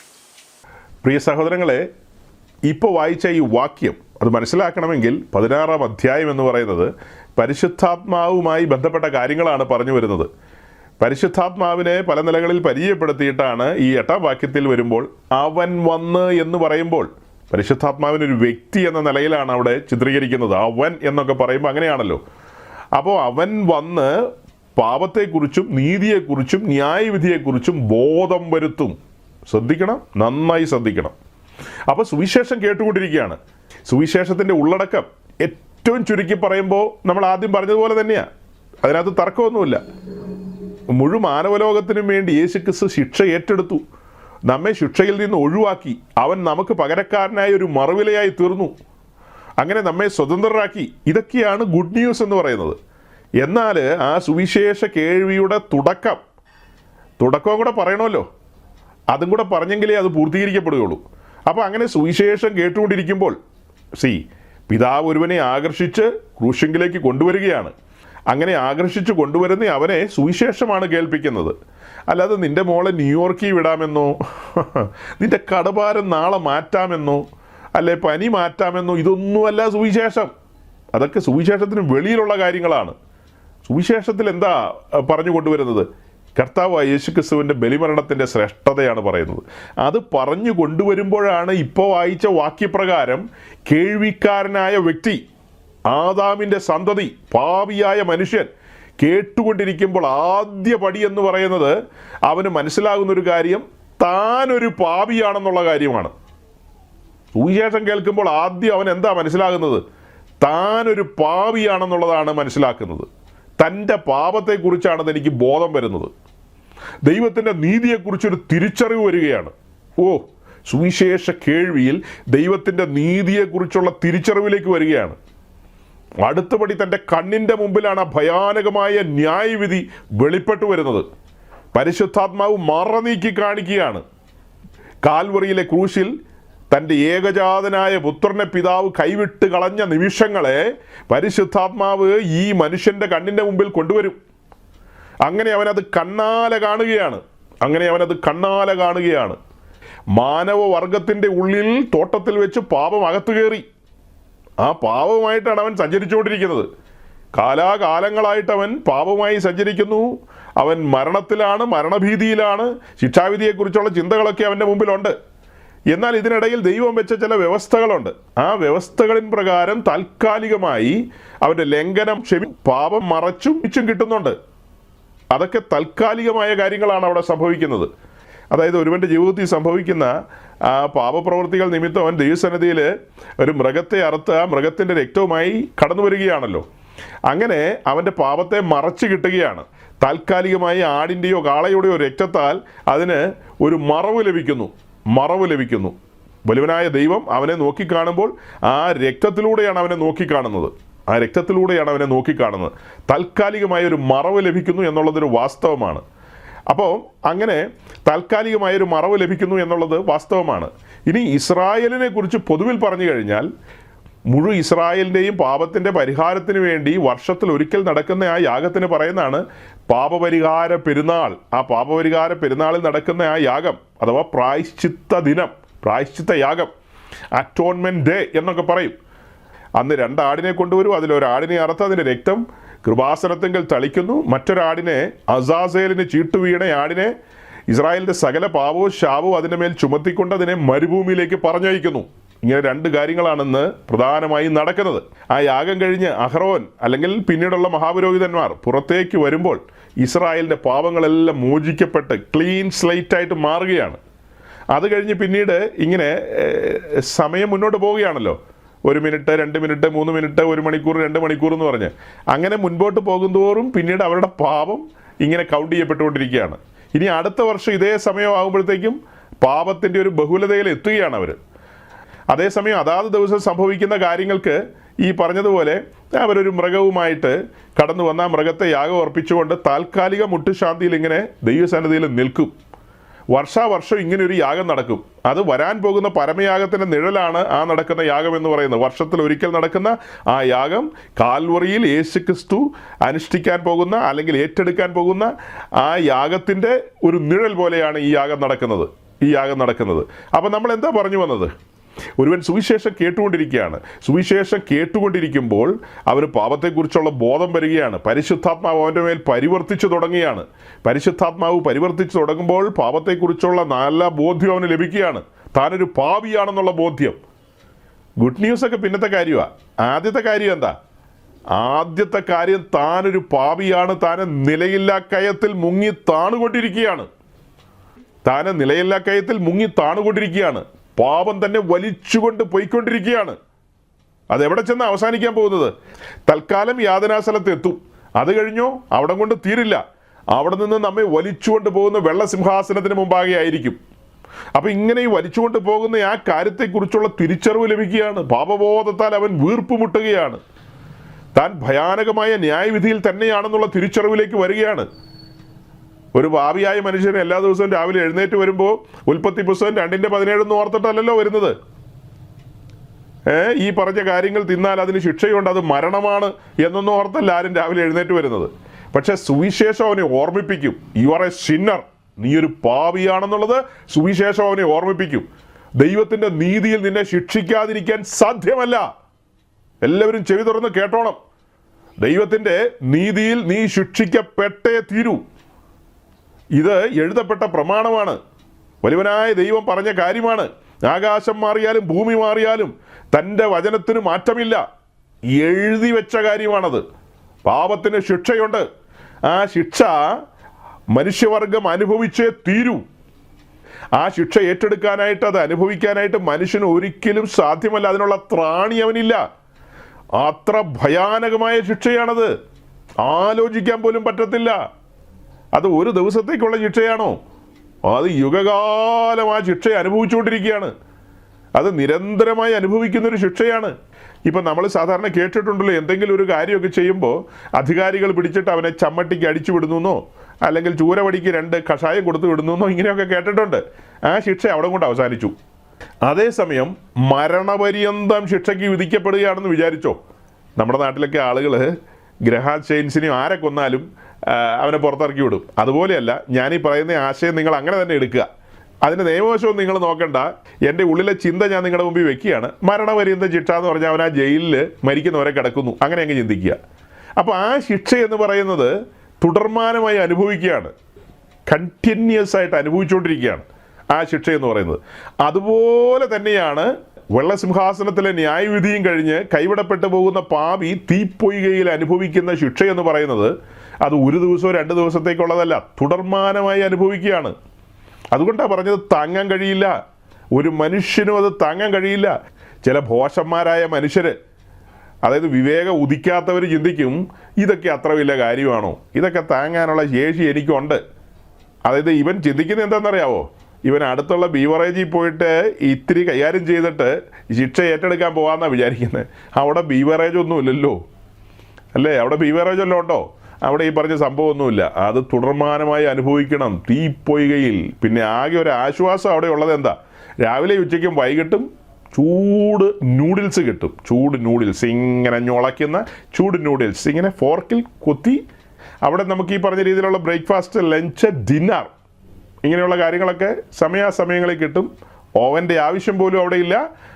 എല്ലാം നല്ല ചൂടോടുകൂടിയായിരിക്കും. ചൂടോടുകൂടി അങ്ങനെ തിന്ന്, ഇന്നലെ പറഞ്ഞതുപോലെ കാടയെ തിന്ന് പല്ലിനിടയിൽ ഏലിനിടയിലും ഒക്കെ കയറി കഴിഞ്ഞപ്പോൾ എന്ന് പറഞ്ഞ പോലെ നൂഡിൽസ് മൂക്കിലൂടെയും വായിലൂടെയും ഇതിലെയൊക്കെ നൂഡിൽസ് ഇങ്ങനെ പുറത്തേക്ക് വരും. അപ്പോൾ അങ്ങനത്തെ ഒരു സാഹചര്യം താങ്ങാൻ കഴിയില്ല. കഠിനമാണ്, ഭയങ്കരമാണ്, ഭയാനകമാണ് ശിക്ഷ എന്ന് പറയുന്നത്. അപ്പോൾ സുവിശേഷം കേട്ടുകൊണ്ടിരിക്കുകയാണ്. സുവിശേഷം കേട്ടുകൊണ്ടിരിക്കുമ്പോൾ ഉണ്ടാകുന്ന ആദ്യത്തെ ബോധ്യങ്ങളാണ് ഈ പറയുന്നത്. ബോധ്യങ്ങൾ എന്താണ്? പാപത്തെക്കുറിച്ചുള്ള ബോധ്യം. യെസ്, ഞാൻ ആദാമിൻ്റെ മകനാണ്, എന്നിലൊരു നന്മയും ശേഷിക്കുന്നില്ലെന്നേ, എന്നിലൊരു നന്മയുമില്ല, ഞാൻ പാപത്തിന് ദാസനാണ്. പാപമാണ് എന്നെ നിയന്ത്രിക്കുന്നത്. അങ്ങനെ അനവധി കാര്യങ്ങളെക്കുറിച്ചുള്ള തിരിച്ചറിവ് വരും. ഞാൻ ശിക്ഷാവിധിയിലാണ്, ഭയാനകമായ ന്യായവിധിയിലേക്ക് നടന്നു പോകുന്ന മനുഷ്യനാണ്. എന്നെ പാപം പിടിച്ച് വലിക്കുന്നുണ്ട്. ഞാൻ ആഗ്രഹിക്കാത്ത രീതിയിലാണ് ഞാനിപ്പോൾ സഞ്ചരിച്ചുകൊണ്ടിരിക്കുന്നത്. ഞാൻ ആഗ്രഹിക്കുന്ന ഇങ്ങനെയുള്ളതാണോ? ക്രമം കെട്ട് നടക്കാൻ ഞാൻ ആഗ്രഹിക്കുന്നുണ്ടോ? പക്ഷെ എന്തുകൊണ്ട് ക്രമം കെട്ട് നടക്കുന്നു? കാരണം വേറൊന്നുമല്ല, പാപം എന്നെ വലിക്കുകയാണ്, പാപം എന്നെ വലിച്ചുകൊണ്ടിരിക്കുകയാണ്. സുവിശേഷം എന്നെ ബോധ്യപ്പെടുത്തുകയാണ്, നീ പാപത്തിലാണ്. ഈ പാപം നിന്നെ ന്യായവിധിയിലേക്ക് വലിച്ചുകൊണ്ട് പോകും. ഇപ്പോഴാകുന്നു സുപ്രസാദകാലം, ഇപ്പോഴാകുന്നു രക്ഷാദിവസം. സുവിശേഷ കേൾവിയിൽ അത് കാതിൽ മുഴങ്ങുകയല്ലേ. നിനക്ക് ഇളവില്ല സ്നേഹിത, നിനക്ക് ഒരളവുമില്ല. ദൈവത്തിൻ്റെ നീതി അത് അങ്ങനെ തന്നെയാണ് ഡിമാൻഡ് ചെയ്യുന്നത്. നീ ശിക്ഷിക്കപ്പെട്ടേ തീരൂ. പിന്നെ എന്താണ് അതിലെ ഗുഡ് ന്യൂസ് എന്ന് പറയുന്നത്? ഇതിനോട് ചേർന്നാണ് പരിശുദ്ധാത്മാവ് ന്യായവിധിയെക്കുറിച്ചുള്ള ബോധ്യം തരുന്നത്. ബലിപീഠത്തിലേക്ക് നോക്കുമ്പോൾ നാം കാണുന്ന കാഴ്ച എന്താ? കാൽവറിയിലെ ക്രൂശ് എന്ന് പറയുന്ന ബലിപീഠം. ആ ബലിപീഠത്തിൽ സ്വമനസ്സോടെ ആ ശിക്ഷയ്ക്ക് വേണ്ടി നടന്നു കയറിയ പിതാവിൻ്റെ ഏകജാതനായ പുത്രൻ, ആ ഭയാനകമായ ന്യായവിധി, ഉയരത്തിലെ തീ അവൻ്റെ മേൽ വന്ന് വീണു. അവനെ നമുക്ക് വേണ്ടി ഒരു പാപയാഗമാക്കി തീർത്തു. അവനെ നമുക്ക് വേണ്ടി ഒരു അകൃത്യാഗമാക്കി തീർത്തു. അവൻ നമ്മുടെ സമാധാനം എന്ന നിലയിൽ അവനൊരു സമാധാനയാഗമായി തീർന്നു. അങ്ങനെ അനവധി കാര്യങ്ങൾ പറയാൻ കിടക്കുകയാണ്. അങ്ങനെ ആ ന്യായവിധിയുടെ കാഠിന്യം കണ്ണിൻ്റെ മുമ്പിൽ വരികയാണ്. എത്ര ഭയങ്കര ശിക്ഷയാണ് പ്രിയപുത്രൻ ഏറ്റെടുത്തത്. ഞാൻ പോകേണ്ട സ്ഥാനത്തേക്ക് എൻ്റെ കർത്താവായ യേശുക്രിസ്തു കടന്നുപോയി ശിക്ഷ ഏറ്റുവാങ്ങി. നിങ്ങൾ ശ്രദ്ധിച്ചിരുന്നാലേ മനസ്സിലാകുകയുള്ളൂ കേട്ടോ. ശിക്ഷ ഏറ്റുവാങ്ങി. പാപം ക്ഷമിച്ചിട്ടൊന്നുമില്ല. ഇവിടെ ക്ഷമയുടെ വിഷയങ്ങളൊന്നുമില്ല. തോട്ടത്തിൽ കയറിയ പാപത്തിന് അതുവരെയുള്ള കാലഘട്ടത്തിൽ പഴയ നിയമ വിശുദ്ധന്മാരോടുള്ള ബന്ധത്തിൽ ദൈവം എന്താ ചെയ്തത്? 50-ാം സങ്കീർത്തനം എന്താ പറയുന്നത്? യാഗം കഴിച്ച് എന്നോട് നിയമം ചെയ്ത് എൻ്റെ വിശുദ്ധന്മാരെ എൻ്റെ അടുക്കൽ കൂട്ടുപിന്നൊക്കെ പറയുന്നില്ലേ? അതായത് പുത്രൻ ഈ ഭൂമിയിൽ വന്ന് ഈ കാര്യത്തിനൊരു മുടിവ് വരുത്തുന്നത് വരെ ദൈവം ചില വ്യവസ്ഥകൾ വെച്ചു. ആ വ്യവസ്ഥകൾ പ്രകാരം നടക്കുന്നവർക്ക് ആ രക്ഷേണ്ടി പദ്ധതിയിലേക്ക് പ്രവേശിക്കാം. സമ്പൂർണ്ണ ശുദ്ധീകരണം അവർക്ക് ലഭിച്ചെന്നല്ല അർത്ഥം, സമ്പൂർണ്ണമായ വിടുതൽ ലഭിച്ചെന്നല്ല അർത്ഥം. അങ്ങനെ ദൈവത്തിൻ്റെ കാര്യപരിപാടിയിലൂടെ നടന്ന് അവർ വരുന്നത് എവിടെയാ? അവർ കടന്നു വരുന്നത് പറുദീസയിലേക്കാണ്. ഇപ്പം ഞാൻ പറഞ്ഞ പഴയ നിയമകാലമാണ്. കർത്താവിൻ്റെ ക്രൂശ് മരണത്തിന് തൊട്ടു മുമ്പ് ആ സ്ഥലത്തിന് അബ്രഹാമിൻ്റെ മടിയെന്നും, അല്ലെങ്കിൽ ശരിയായ രീതിയിൽ പറഞ്ഞാൽ ബോസം ഓഫ് ഏബ്രഹാം എന്നും പറയും. അവിടേക്കാണ് പഴയ നിയമ വിശുദ്ധന്മാരെല്ലാം കടന്നു വരുന്നത്. അതും ഒരളവിൽ പറഞ്ഞാൽ ഒരു ബന്ധനം പോലെയാണ് കിടക്കുന്നത്, അല്ലേ? ഈ പഴയ നിയമ കാലഘട്ടത്തിൽ മരിക്കുന്ന ഭക്തന്മാരെല്ലാം പറുദീസയിൽ അഥവാ പാതാള പറുദീസയിൽ വന്ന് അബ്രഹാമിൻ്റെ മാർവിടത്തിൽ അവിടെ ആയിരിക്കുമ്പോൾ തന്നെ അവർ സ്വർഗീയ അനുഭവങ്ങളിലേക്ക് കടന്നു വരണമെങ്കിൽ, ആകാശങ്ങളിലൂടെ കടന്നു പോകണമെങ്കിൽ സാധ്യമല്ല. അവർക്ക് ആകാശങ്ങളിലൂടെ കടന്നു പോകാൻ കഴിയില്ല. ഒരു പഴയ നിയമ വിശുദ്ധന്മാർക്കും കടന്നു പോകാൻ കഴിയില്ല. രണ്ട് പേരെ കടന്നു പോയിട്ടുള്ളൂ. ഒരുവൻ്റെ പേര് ഹാനോക്ക്, മറ്റൊരാൾ ഏലിയാവ്. ആ രണ്ടുപേരും ശുദ്ധീകരണം പ്രാപിച്ചവരാണോ? അവർ പാപത്തിൽ നിന്ന് പൂർണ്ണ മോചനം പ്രാപിച്ചവരാണെന്ന് ചോദിച്ചാൽ അല്ല, ഒരിക്കലും അല്ല. അവരെല്ലാം ആടിൻ്റെ രക്തത്തിൻ്റെ മറവിൽ ജീവിച്ചവരല്ലേ. അവർ പിന്നെ എങ്ങനെ ആകാശങ്ങളിലൂടെ കടന്നുപോയി? ആകാശം മീൻസ് ഹെവൻസ്, അതായത് രണ്ടാം സ്വർഗത്തിലൂടെ കടന്നുപോയി എന്നുള്ളതാണ്. അതിൻ്റെ അധികാരിയായ സാത്താൻ അവൻ്റെ മൂക്കിന് കീഴിലൂടെ എങ്ങനെ കടന്നുപോയി? ചോദ്യം. അതിൻ്റെ ഉത്തരം എന്ന് പറയുന്നത് പ്രധാന ദൂതനായ മീഖായേൽ കടന്നു വന്ന് സ്വർഗത്തിലെ സകല സൈന്യവും അഗ്നിരഥങ്ങളും അശ്വരഥങ്ങളും എന്ന് വേണ്ട എല്ലാം കടന്നു വന്ന് വഴി വെട്ടി മാറടാ സാത്താനെ എന്ന് പറഞ്ഞ് അവനെ മാറ്റി നിർത്തിക്കൊണ്ടാണ് ഈ സാധുക്കളെ കൊണ്ടുപോയത്, ഇവരെ കൊണ്ടുപോയത്. കാരണം അതുവരെ ആർക്കും കടന്നു പോകാൻ കഴിയില്ലല്ലോ, കടന്നു പോകാനായിട്ട് കഴിയില്ല. കർത്താവ് യേശുക്രിസ്തുവിൻ്റെ ക്രൂശ് മരണം സംഭവിച്ച് യേശുക്രിസ്തുവാണ് ആദ്യമായി ആകാശങ്ങളിലൂടെ കടന്നു പോകാനിരിക്കുന്നത്, ജയാളി എന്ന നിലയിൽ കടന്നു പോകാനിരിക്കുന്നത്. അപ്പോൾ പറഞ്ഞു വന്നതിൻ്റെ സാരം, ശിക്ഷ അനുഭവിക്കണം. ആ ശിക്ഷ മനുഷ്യവർഗത്തിന് വേണ്ടി മനുഷ്യരുടെ പ്രതിനിധിയായ ക്രിസ്തുയേശു ആ ശിക്ഷ ഏറ്റെടുത്തു. അപ്പോൾ തോട്ടത്തിൽ കടന്നു വന്ന പാപം എന്ന വിഷയത്തിൽ, പാപത്തോടുള്ള ബന്ധത്തിൽ ദൈവം ക്ഷമിച്ചോ എന്ന് ചോദിച്ചാൽ നിങ്ങൾ എന്ത് ഉത്തരം പറയും? ക്ഷമിച്ചെന്ന് പറയോ അതെയോ അതിനെ ശിക്ഷിച്ചെന്ന് പറയോ? നിങ്ങൾ എന്തായിരിക്കും പറയാൻ പോകുന്നത്? ശിക്ഷ നടപ്പാക്കി. അങ്ങനെ ഓരോരുത്തർ വായൊക്കെ വല്ലപ്പോഴും ഒക്കെ ഒന്ന് തുറക്കുന്നേ. നാലാൾ ഇരിക്കുന്ന സദസ്സിലൊക്കെ വായൊക്കെ തുറക്കണം വല്ലപ്പോഴും, അല്ലാതെ മൂങ്ങ പോലെ ഇരുന്നിട്ട് എന്നാ കാര്യം? അതുപോലുള്ള വിടുതലല്ലേ ലഭിച്ചിരിക്കുന്നത്. പകരപ്പെട്ട ആത്മാവേത? സുബോധത്തിൻ്റെ ആത്മാവല്ലേ, ശക്തിയുടെ ആത്മാവല്ലേ, എന്തല്ല പറയാനുള്ളത്? അങ്ങനെയുള്ള വിശുദ്ധന്മാരിങ്ങനെ ഇടിച്ച് നീക്കണം. ഇടിച്ചിടിച്ച് നിൽക്കണം. ഓക്കെ, അപ്പോൾ എൻ്റെ ചോദ്യം മനസ്സിലായോ? ഇവിടെ പാപത്തോടുള്ള ബന്ധത്തിൽ ദൈവം കണ്ണടയ്ക്കുകയാണോ ചെയ്തത്, അതെയോ ശിക്ഷ നടപ്പാക്കുകയാണോ ചെയ്തത്? ശിക്ഷ നടപ്പാക്കി. ആ ശിക്ഷ ആരുടെ മേൽ വന്നു? പുത്രൻ്റെ മേൽ വന്നു. ആ ശിക്ഷ ആരുടെ മേൽ വന്നു? ആ ശിക്ഷ പുത്രൻ്റെ മേൽ വന്നു. ശിക്ഷ അവിടെ നടപ്പാക്കി. അല്ലാതെ അത് കണ്ണടച്ച് വിടുകയല്ല ചെയ്തത്. പോട്ടെ, ക്ഷമിച്ചേക്കാം, അങ്ങനെയൊന്നും അല്ല പറഞ്ഞത്. അപ്പോൾ അതുകൊണ്ട് മനുഷ്യവർഗത്തിനുണ്ടാകുന്ന ബെനിഫിറ്റ് എന്താണെന്നുള്ളതാണ് ഇനി പറയേണ്ടത്. ഓക്കെ, കർത്താവ് ക്രൂശിക്കപ്പെട്ടു, ശിക്ഷ അനുഭവിച്ചു എല്ലാവർക്കും വേണ്ടി. ഇനി എല്ലാവരുടെയും കാര്യത്തിൽ എന്താ നീക്കുപോക്കെന്നുള്ളതല്ലേ അടുത്ത ചോദ്യം. ആ കാര്യം സകലരുടെ അടുക്കലും ചെന്ന് പറയണം, എല്ലാവർക്കും വേണ്ടി ഒരുവൻ ശിക്ഷ ഏറ്റെടുത്തിരിക്കുന്നു. മനുഷ്യവർഗത്തിന് വേണ്ടി ഒരുവൻ ആ ശിക്ഷ ഏറ്റെടുത്തിരിക്കുന്നു. ആ ശിക്ഷ നടപ്പാക്കി കഴിഞ്ഞു. ആ ബലിമരണ നിമിത്തം ചിന്തിയ രക്തത്താൽ സകല മനുഷ്യർക്കും വിമോചനം വന്നിരിക്കുന്നു, ശുദ്ധീകരണം വന്നിരിക്കുന്നു. ഇങ്ങനെ അനവധി കാര്യങ്ങളുണ്ട്. ഇത് പ്രസംഗിക്കുന്നതിനാണ് സുവിശേഷ പ്രസംഗം എന്ന് പറയുന്നത്. ഇത് ഭൂതലത്തിലുള്ള സകല മനുഷ്യരും അറിയണമെന്നാണ് വലിയവനായ ദൈവം ആഗ്രഹിക്കുന്നത്. തൻ്റെ ഏകജാതനായ പുത്രനെ കാൽവറിയിൽ കൈവിട്ട് കളഞ്ഞത് എന്തിനു വേണ്ടിയാ? നമ്മെ സ്നേഹിച്ചതുകൊണ്ടാണ്. മുഴുമാനവലോകത്തെയും സ്നേഹിച്ചതുകൊണ്ട്, ആദാമ്യ വർഗത്തെ സ്നേഹിച്ചുകൊണ്ട്, അവരോടുള്ള സ്നേഹവും കാരുണ്യവും കരുതലും ഒക്കെ നിമിത്തമല്ലേ തൻ്റെ പുത്രനെ കാൽവറിയിൽ കൈവിട്ടത്, അല്ലെങ്കിൽ ആ ശിക്ഷയ്ക്ക് ഏൽപ്പിച്ചു കൊടുത്തത്. ആ നിലയിലുള്ള പല വാക്യങ്ങളുണ്ട്. അത് പിതാവ് പുത്രനെ ഏൽപ്പിച്ചു കൊടുത്തെന്ന്. അടുത്ത വാക്യങ്ങൾ എങ്ങനെയാണ് വരുന്നത്? പുത്രൻ സമനസാലെ ഏൽപ്പിച്ചു കൊടുത്തെന്ന്. രണ്ട് തരത്തിലുള്ള വാക്യങ്ങളുണ്ട്. വാക്യങ്ങളൊക്കെ നിങ്ങൾ കണ്ടുപിടിച്ചോണം. മുന്നമേ നമ്മൾ പറഞ്ഞിട്ടുള്ളതാണ്. ആ വാക്യങ്ങളൊക്കെ ഇങ്ങനെ അടുത്ത് വെക്കണം. പിതാവ് പുത്രനെ ഏൽപ്പിച്ചു കൊടുത്തു, പുത്രൻ സ്വയം ഏൽപ്പിച്ചു കൊടുത്തു. അതെന്തിനെ പ്രതിയാ? മുഴു ലോകത്തെയും സ്നേഹിച്ചുകൊണ്ടാണ്. ദൈവത്തിൻ്റെ സ്നേഹം. എന്ത് സ്നേഹമാണ് അത്? മലയാളത്തിൽ എഴുതുന്ന ആ സ്നേഹമല്ല. അവിടെ നമ്മൾ വായിക്കുന്ന പുതിയ നിയമം ഗ്രീക്കിലാണ് എഴുതപ്പെട്ടത്. അവിടെ എഴുതുന്ന വാക്ക് ഏതാണ്? അഗാപ്പെ എന്ന വാക്കാണ് അവിടെ എഴുതുന്നത്. അഗാപ്പെ. പ്രതിഫലേച്ഛയില്ലാതെ തിരിച്ചങ്ങോട്ട് എന്തെങ്കിലും കൊടുക്കുമെന്ന് വിചാരിച്ചിട്ടാണോ? അങ്ങനെയൊന്നും വിചാരിച്ചിട്ടല്ല. അല്ലാതെ തന്നെ തൻ്റെ പുത്രനെ നമുക്ക് വേണ്ടി ഏൽപ്പിച്ചു തന്ന സ്നേഹം, ആ സ്നേഹത്തിൻ്റെ ആഴമാണ് വെളിപ്പെടുത്തുന്നത്. അതങ്ങ് ബത്ലഹേം മുതൽ ഗോൽഗോഥ വരെ നമ്മൾ ചിന്തിക്കാറുള്ളവരല്ലേ? ബത്ലഹേം, ദൈവസ്നേഹത്തിൻ്റെ ആഴം. അതങ്ങ് ഗോൽഗോഥായിലേക്ക് വരുമ്പോൾ, കൽവറി മലയിൽ വെച്ച ആ ബലിപീഠത്തിലേക്ക് നോക്കുമ്പോൾ നമ്മൾ കാണുന്നത് എന്താ? അവിടെയാണ് രക്ഷാകരമായ ദൈവകൃപ ഉദിച്ചു നിൽക്കുന്നത്. ബത്ലഹേമിൽ തേജോമയനായ ദൈവം ആ മഹത്വം ഉരിഞ്ഞു വെച്ച് തൻ്റെ സൃഷ്ടിയുടെ ഗർഭപാത്രത്തിലേക്ക് ചുരുങ്ങി ഇറങ്ങി വന്ന, നമ്മെ തേടി വന്ന ആ മഹൽ സ്നേഹം, അതാണ് അവിടെ നമ്മൾ ധ്യാനിക്കുന്നത്. അവിടെ നിന്ന് നമ്മൾ ഗോൽഗോഥായിലേക്ക് വരുമ്പോൾ, കൽവറിയിലേക്ക് വരുമ്പോൾ, അവിടുത്തെ ബലിപീഠത്തിൽ നോക്കുമ്പോൾ എന്താ കാണുന്നത്? അവിടെ സ്നേഹമല്ല കാണുന്നത്. പകരം എന്താ കാണുന്നത്? അവിടെ കാണുന്നത് രക്ഷാകരമായ ദൈവകൃപ ഉദിച്ചു നിൽക്കുന്നതാണ് കാണുന്നത്. കൃപയാണ് അവിടെ കാണുന്നത്.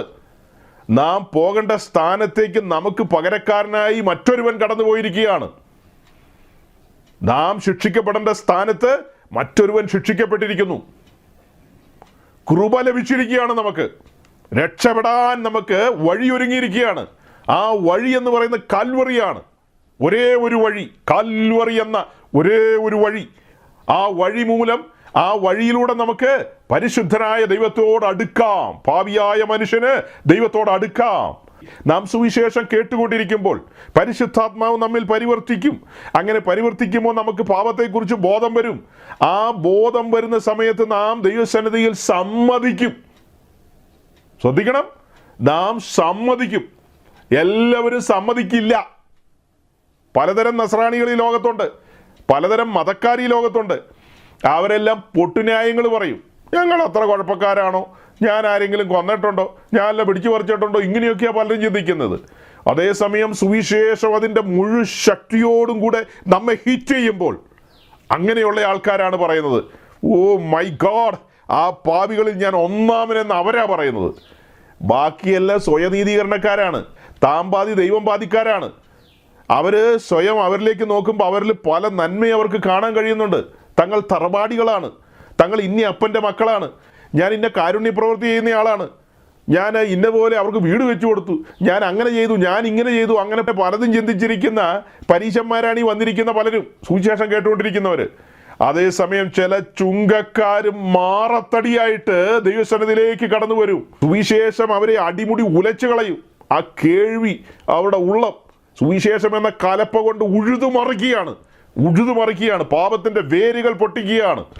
അങ്ങനെ ഉഴുതുമറിക്കപ്പെട്ട നിലം, ഒരുക്കപ്പെട്ട നിലം, അവർ ദൈവസന്നിധിയിൽ അയ്യം വിളിച്ചു പോകും. അയ്യം വിളിച്ച് കണ്ണിൽ നിന്ന് കണ്ണുനീർ ധാരധാരയായി ഒഴുകും. ഇപ്പൊ ചിലർ ചിന്തിക്കുകയായിരിക്കും, ഞങ്ങളുടെ തങ്കുച്ചായൻ്റെ അടുത്തൊന്നും അങ്ങനെയല്ലല്ലോ എന്ന്. എന്നാ തങ്കുച്ചായൻ? ആരുടെ തങ്കുച്ചായൻ? സാത്താൻ ഒത്തിരി പേരെ ഇവിടെ വേലയ്ക്ക് ഇറക്കി നിർത്തിയിട്ടുണ്ട്. വേലയല്ല, വേലത്തരത്തിന് നിർത്തിയിട്ടുണ്ട്. ഇത് സ്വർഗത്തിൽ നിന്ന് അയച്ച പരിശുദ്ധാത്മാവിനാൽ ശുശ്രൂഷിക്കുന്നവർക്ക് മാത്രം പറയാൻ കഴിയുന്ന കാര്യങ്ങളാണ് ഞാൻ ഈ പറയുന്നത്. അല്ലാത്ത ഒരുവൻ്റെയും വായിൽ ഇതൊന്നും വരില്ല. അവൻ എവിടെ നിന്ന് പറയാനാ? പറയാനുള്ള ത്രാണി ഉണ്ടാകില്ല. അപ്പം ഈ സുവിശേഷ കേൾവി എന്നെ എന്ത് ചെയ്തു? അടിമുടി ഉലച്ചു കളഞ്ഞു. ഭയന്നുപോയി ഞാൻ. ഭയാനകമായ ന്യായവിധി, അതിനെക്കുറിച്ചുള്ള തിരിച്ചറിവിലേക്ക് വന്നു. ഈ സുവിശേഷ കേൾവി എന്നെ അടിമുടി ഉലച്ചു കളഞ്ഞു. ഞാൻ തിരിച്ചറിഞ്ഞു ഞാനൊരു പാപിയാണെന്ന്. അതാണ് ആദ്യപടി സംഭവിക്കുന്നത്. ഞാനൊരു പാപിയാണെന്ന് തിരിച്ചറിയുകയാണ്. റോമാലേഖനം 10:9 ഒന്ന് വായിച്ചേ. റോമാലേഖനം 10:9. അത് കഴിഞ്ഞിട്ട് എബി ആ വാക്യം ഒന്ന് വായിച്ചേ. യേശുവിനെ കർത്താവെന്ന് വായ്കൊണ്ട് ഏറ്റുപറയുകയും ദൈവം അവനെ മരിച്ചവരിൽ നിന്ന് ഉയർത്തെഴുന്നേൽപ്പിച്ചു എന്ന് ഹൃദയം കൊണ്ട് വിശ്വസിക്കുകയും ചെയ്താൽ നീ രക്ഷിക്കപ്പെടും. നവീൻ ഇപ്പോൾ വായിച്ചത് നമ്മുടെ എല്ലാം കയ്യിലിരിക്കുന്ന ബൈബിളിൽ എഴുതിയിരിക്കുന്ന കാര്യമാണ്. യേശുവിനെ കർത്താവ് എന്ന് ഹൃദയം കൊണ്ട് വിശ്വസിച്ച് വായി കൊണ്ട് ഏറ്റു പറയണമെന്നുള്ളത് നമ്മുടെ എല്ലാം കയ്യിലിരിക്കുന്ന ബൈബിളിൽ അങ്ങനെയാണ്. എന്നാൽ തർജ്ജമയിൽ ഒരു പെശകാണത്. അതിൻ്റെ കറക്റ്റ് തർജ്ജമ എന്ന് പറയുന്നത് നിങ്ങൾ കേട്ടുകൊള്ളുക, വായിച്ചോ. കർത്താവായ യേശുവിനെ ദൈവം മരിച്ചവരിൽ നിന്ന് ഉയർപ്പിച്ചെന്ന് ഹൃദയം കൊണ്ട് വിശ്വസിക്കുകയും വായി കൊണ്ട് ഏറ്റുപറയുകയും ചെയ്താൽ നീ രക്ഷിക്കപ്പെടും. എങ്ങനെയാ? യേശുവിനെ കർത്താവെന്ന് വായി കൊണ്ട് ഏറ്റുപറയാനല്ല പറയുന്നത്. കർത്താവായ യേശുവിനെ ദൈവം മരിച്ചവരിൽ നിന്ന് ഉയർപ്പിച്ചെന്ന് ഹൃദയം കൊണ്ട് വിശ്വസിക്കുകയും വായി കൊണ്ട് ഏറ്റുപറയുകയും ചെയ്താൽ നീ രക്ഷിക്കപ്പെടുമെന്നാണ്. പാപിയായ ഒരുവൻ സുവിശേഷം കേട്ടുകൊണ്ടിരിക്കുകയാണ്. അങ്ങനെ സുവിശേഷം കേട്ടുകൊണ്ടിരിക്കുമ്പോൾ സുവിശേഷം അവനെ ബോധ്യപ്പെടുന്ന കാര്യം എന്താ? യേശുക്രിസ്തുവിൻ്റെ ബലിമരണമാണ്. എന്തുകൊണ്ട് യേശുക്രിസ്തു മരിക്കാൻ കാരണമായെന്ന് ചോദിച്ചാൽ എൻ്റെ പാപനിമിത്തമാണ്. എൻ്റെ പാപനിമിത്തം, അല്ലെ മനുഷ്യവർഗത്തിൻ്റെ പാപനിമിത്തം കർത്താവ് യേശുക്രിസ്തു മരിക്കാനിടയായി, അഥവാ ബലിയായി തീർന്നു. ആ കാര്യം ഞാൻ അംഗീകരിക്കണം.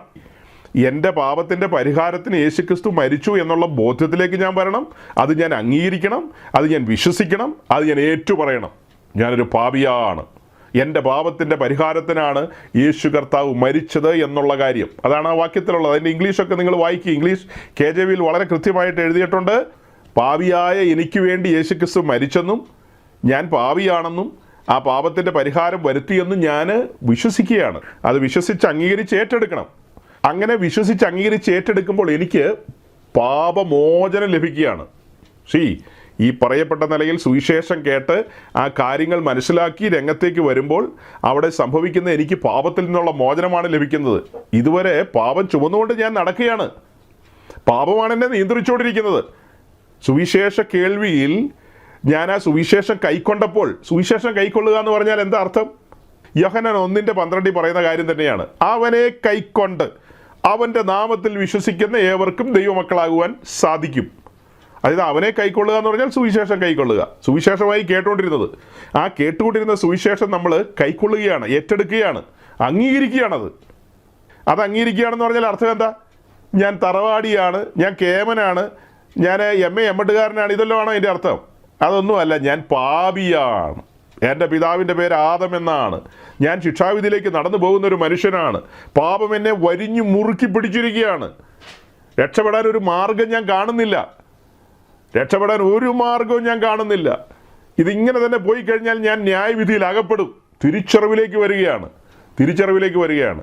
അപ്പോൾ അങ്ങനെ ആ തിരിച്ചറിവിലേക്ക് വന്നു കഴിഞ്ഞപ്പോൾ കേട്ട സുവിശേഷം ഞാൻ ആസ്വാദ്യതയോടുകൂടി അംഗീകരിച്ച് ഏറ്റെടുത്തു. ആ ഏറ്റെടുക്കുന്ന മുറയ്ക്ക് തന്നെ സ്വാതന്ത്ര്യം ലഭിക്കുകയാണ്. പുത്രൻ നമുക്ക് സ്വാതന്ത്ര്യം നൽകുകയാണ്. സുവിശേഷം നമ്മെ സ്വാതന്ത്ര്യത്തിൻ്റെ പുതിയ ഭൂമിയിലേക്ക് കൊണ്ടുവരികയാണ്. നാം ചങ്ങലകൾ അഴിഞ്ഞവരായി തീരുകയാണ്. സ്വാതന്ത്ര്യം അവിടെ ലഭിക്കുകയാണ്, പാപത്തിൽ നിന്നുള്ള സ്വാതന്ത്ര്യം. അപ്പോൾ പാപം നമ്മിൽ നിന്ന് പുറത്തുപോയി ഈ പ്രക്രിയയിലേക്കെല്ലാം നമ്മെ നയിച്ചത് പരിശുദ്ധാത്മാവാണ്. പരിശുദ്ധാത്മാവ് നമ്മുടെ ഉള്ളിലേക്ക് വന്നു. ചുമ്മയല്ല വന്നത്, ജീവനുമായിട്ടാണ് വന്നത്, നിത്യജീവനുമായിട്ട്. പരിശുദ്ധാത്മാവ് ഉള്ളിലേക്ക് വന്നപ്പോൾ പാപം പുറത്തുപോയെന്ന് പറഞ്ഞല്ലോ. പാപം പുറത്തു പോകുന്ന കൂട്ടത്തിൽ തന്നെ മരണവും പുറത്തേക്ക് പോയി. തൽസ്ഥാനത്തേക്ക് ജീവൻ കടന്നു വന്നു. അപ്പോൾ പരിശുദ്ധാത്മാവ് ഒരുവൻ്റെ ഉള്ളിൽ വന്നു, നിത്യജീവനും അവൻ്റെ അകത്തേക്ക് വന്നു. അവന് പാപത്തിൽ നിന്നുള്ള മോചനം ലഭിച്ചു. സഹോദരങ്ങളെ, ഇപ്പോൾ അവൻ്റെ ഉള്ളിൽ പാപമില്ല, അടിച്ച് തളിച്ച് ശുദ്ധീകരിച്ചു. നിങ്ങൾ എങ്ങനെയാണോ മനസ്സിലാക്കുന്നത്? ഞാൻ ഒന്നുകൂടെ പറയാം. ഇപ്പോൾ ആ വ്യക്തി ശുദ്ധിയുള്ളവനായി തീർന്നു. ഈ പറയപ്പെട്ട സമയത്ത് അവൻ്റെ ഉള്ളിൽ യേശുക്രിസ്തുവിൻ്റെ രക്തം തളിക്കുകയാണ്. തൻ്റെ ഹൃദയത്തിൽ രക്തം തളിക്കുകയാണ്. രക്തം തളിക്കപ്പെട്ടവരായി എന്ന് പത്രോസിൻ്റെ ലേഖനത്തിൽ എഴുതിയിട്ടില്ലേ? ആ കാര്യം ഓർക്കുക. ഈ സെയിം ടൈമിൽ തന്നെ നമുക്ക് വേണ്ടി കുഞ്ഞാടിൻ്റെ രക്തം സ്വർഗീയ കൃപാസനത്തിൽ തളിക്കപ്പെടുകയാണ്. 2000 വർഷം മുമ്പ് തളിക്കപ്പെട്ട ആ കാര്യം യേശുക്രിസ്തു മറിയോട് പറഞ്ഞില്ലേ, നീ എന്നെ തുടരുത്, ഞാൻ പിതാവിൻ്റെ അടുക്കിലേക്ക് കയറിപ്പോണം. പിതാവിൻ്റെ അടുക്കിലേക്ക് കയറിപ്പോയി പഴയ നിയമ പശ്ചാത്തലത്തിൽ മഹാപുരോഹിതൻ അതിപരിശുദ്ധ സ്ഥലത്ത് രക്തം തളിക്കുന്ന കാര്യം നമുക്കറിയാമല്ലോ, കൃപാസനത്തിൽ. അതുപോലെ തന്നെ യേശുക്രിസ്തു സ്വർഗീയ കൃപാസനത്തിൽ ആ രക്തം തളിക്കുകയാണ്. രക്തം തളിച്ചുകൊണ്ടാണ് വിമോചനം സാധിപ്പിക്കുന്നത്. അപ്പോൾ നമ്മൾ ഈ സുവിശേഷം കേൾക്കുകയും അത് വിശ്വസിച്ച് അംഗീകരിച്ച് ഏറ്റെടുക്കുകയും ചെയ്യുന്ന ആ മാത്രയിൽ തന്നെ ഇന്നെന്ന പോലെ ലൈവായിട്ട് ആ രക്തം സ്വർഗീയ കൃപാസനത്തിൽ നമുക്ക് വേണ്ടി തളിക്കപ്പെടുകയാണ്. സ്വർഗീയ കൃപാസനത്തിൽ തളിക്കപ്പെടുകയാണ്. അതിൻ്റെ അക്നോളജ്മെൻ്റ് എന്ന നിലയിൽ ആ രക്തം നമ്മുടെ ഹൃദയത്തിലും തളിക്കപ്പെടുകയാണ്. അതാണ് 1 പത്രോസ് 1-ാം അധ്യായത്തിൽ കാണുന്നത്. ആ രക്തം ഹൃദയങ്ങളിൽ തളിക്കപ്പെട്ടവരായി നാം മാറുകയാണ്. പരിശുദ്ധാത്മാവിൻ്റെ മുദ്ര നമ്മിലേക്ക് കടന്നു വരികയാണ്. വൻ പരിവർത്തനമാണ് അവിടെ സംഭവിക്കുന്നത്. ഒരുവൻ്റെ രക്ഷയിൽ സംഭവിക്കുന്ന എന്താ? വിപ്ലവകരമായ മാറ്റമാണ്. അങ്ങനെയാണോ ഇന്നത്തെ പെന്തിക്കോസിലെല്ലാം കാണുന്നത്? ഈ എൻ്റെ സഹോദരങ്ങളെ, ഇന്നത്തെ പെന്തിക്കോസിലെ ഒരു രോമം അനങ്ങുന്നില്ല. ചുമ്മാ ചാകാത്തതിനെല്ലാം പിടിച്ച് വെള്ളത്തിലിറക്കി കൊണ്ടുപോവുകയാണ്. അത്ര തന്നെ. നിങ്ങൾ കാര്യം മനസ്സിലാക്കുക. ശരിക്കും പരിശുദ്ധാത്മാവിൻ്റെ പ്രവർത്തനം വന്നാൽ ആദ്യപടി അവന് ബോധം വരികയാണ്, സുബോധം വരികയാണ്. ഞാനിപ്പോൾ പന്നിയുടെ വാളവര തിന്നാൻ ആഗ്രഹിച്ച് നടക്കുകയാണെന്നുള്ള സുബോധമാണ് വരുന്നത്. താനൊരു പാപിയാണെന്നുള്ള ബോധമാണ് വരുന്നത്. പാപത്തെക്കുറിച്ചുള്ള ബോധം തന്നെ വരിഞ്ഞു മുറുക്കും. അതാണ് പരിശുദ്ധാത്മാവിൻ്റെ പ്രവർത്തനം വരുമ്പോൾ. അപ്പോൾ ഇപ്പോൾ നമ്മൾ പറഞ്ഞ കാര്യം എന്താ? അങ്ങനെ ഈ കാര്യം വിശ്വസിച്ച് ഏറ്റെടുക്കുമ്പോൾ കുഞ്ഞാടിൻ്റെ രക്തം തളിക്കപ്പെടുകയാണ്. ആ രക്തത്താൽ നാം ശുദ്ധിയുള്ളവരായി തീരുകയാണ്. അപ്പോൾ പഴയ നിയമത്തിലോ അവിടെ ലംഘനം ക്ഷമിച്ചും പാപം മറച്ചും കിട്ടിയിട്ടേ ഉള്ളൂ.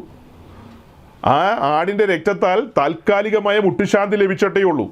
അത്ര തന്നെ. താൽക്കാലിക മുട്ടുശാന്തിയാണ് ലഭിച്ചിരിക്കുന്നത്. സമ്പൂർണമായ ഒരു ശുദ്ധീകരണം ലഭിച്ചിട്ടില്ല. സമ്പൂർണമായൊരു വിടുതൽ അവിടെ ലഭിച്ചിട്ടില്ല. അവർ പിന്നെയും പാപത്തെ ഓർക്കുകയാണ്.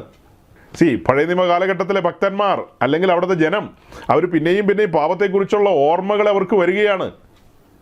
പാപത്തെക്കുറിച്ചുള്ള ഓർമ്മ വരുന്നു, പാപം ചെയ്യാനുള്ള സാഹചര്യം വരുന്നു. അങ്ങനെയല്ല പുതിയ നിയമം. പുതിയ നിയമത്തിലേക്ക് വരുമ്പോൾ നമ്മെ ശുദ്ധീകരിക്കുകയാണ്. നമ്മുടെ പാപത്തെ എന്ത് ചെയ്യുക? മറക്കുകയല്ല, മായ്ച്ചു കളയാണ്. ഹീമം പോലെ വെളുപ്പിക്കുകയാണ്. വേഗം റോമാലേഖനം 5-ാം അധ്യായത്തിലേക്ക് വരൂ.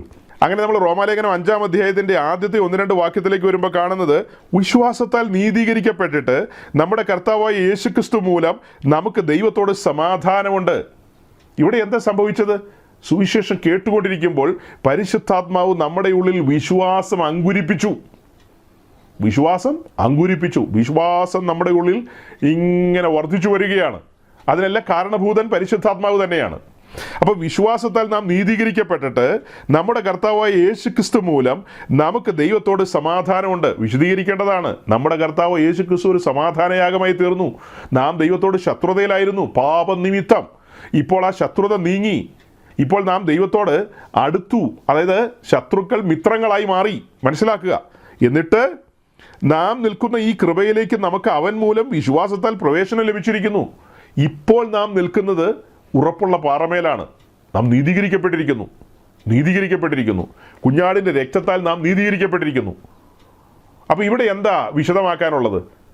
റോമാലേഖനത്തിലും എഫേസ് ലേഖനത്തിലും പല ഭാഗത്തായിട്ട് നീതീകരണത്തെക്കുറിച്ച് പറയുന്നുണ്ട്. അപ്പോൾ നമ്മൾ ഇത്രയും നേരം പറഞ്ഞത് ശിക്ഷയെക്കുറിച്ചാണ്.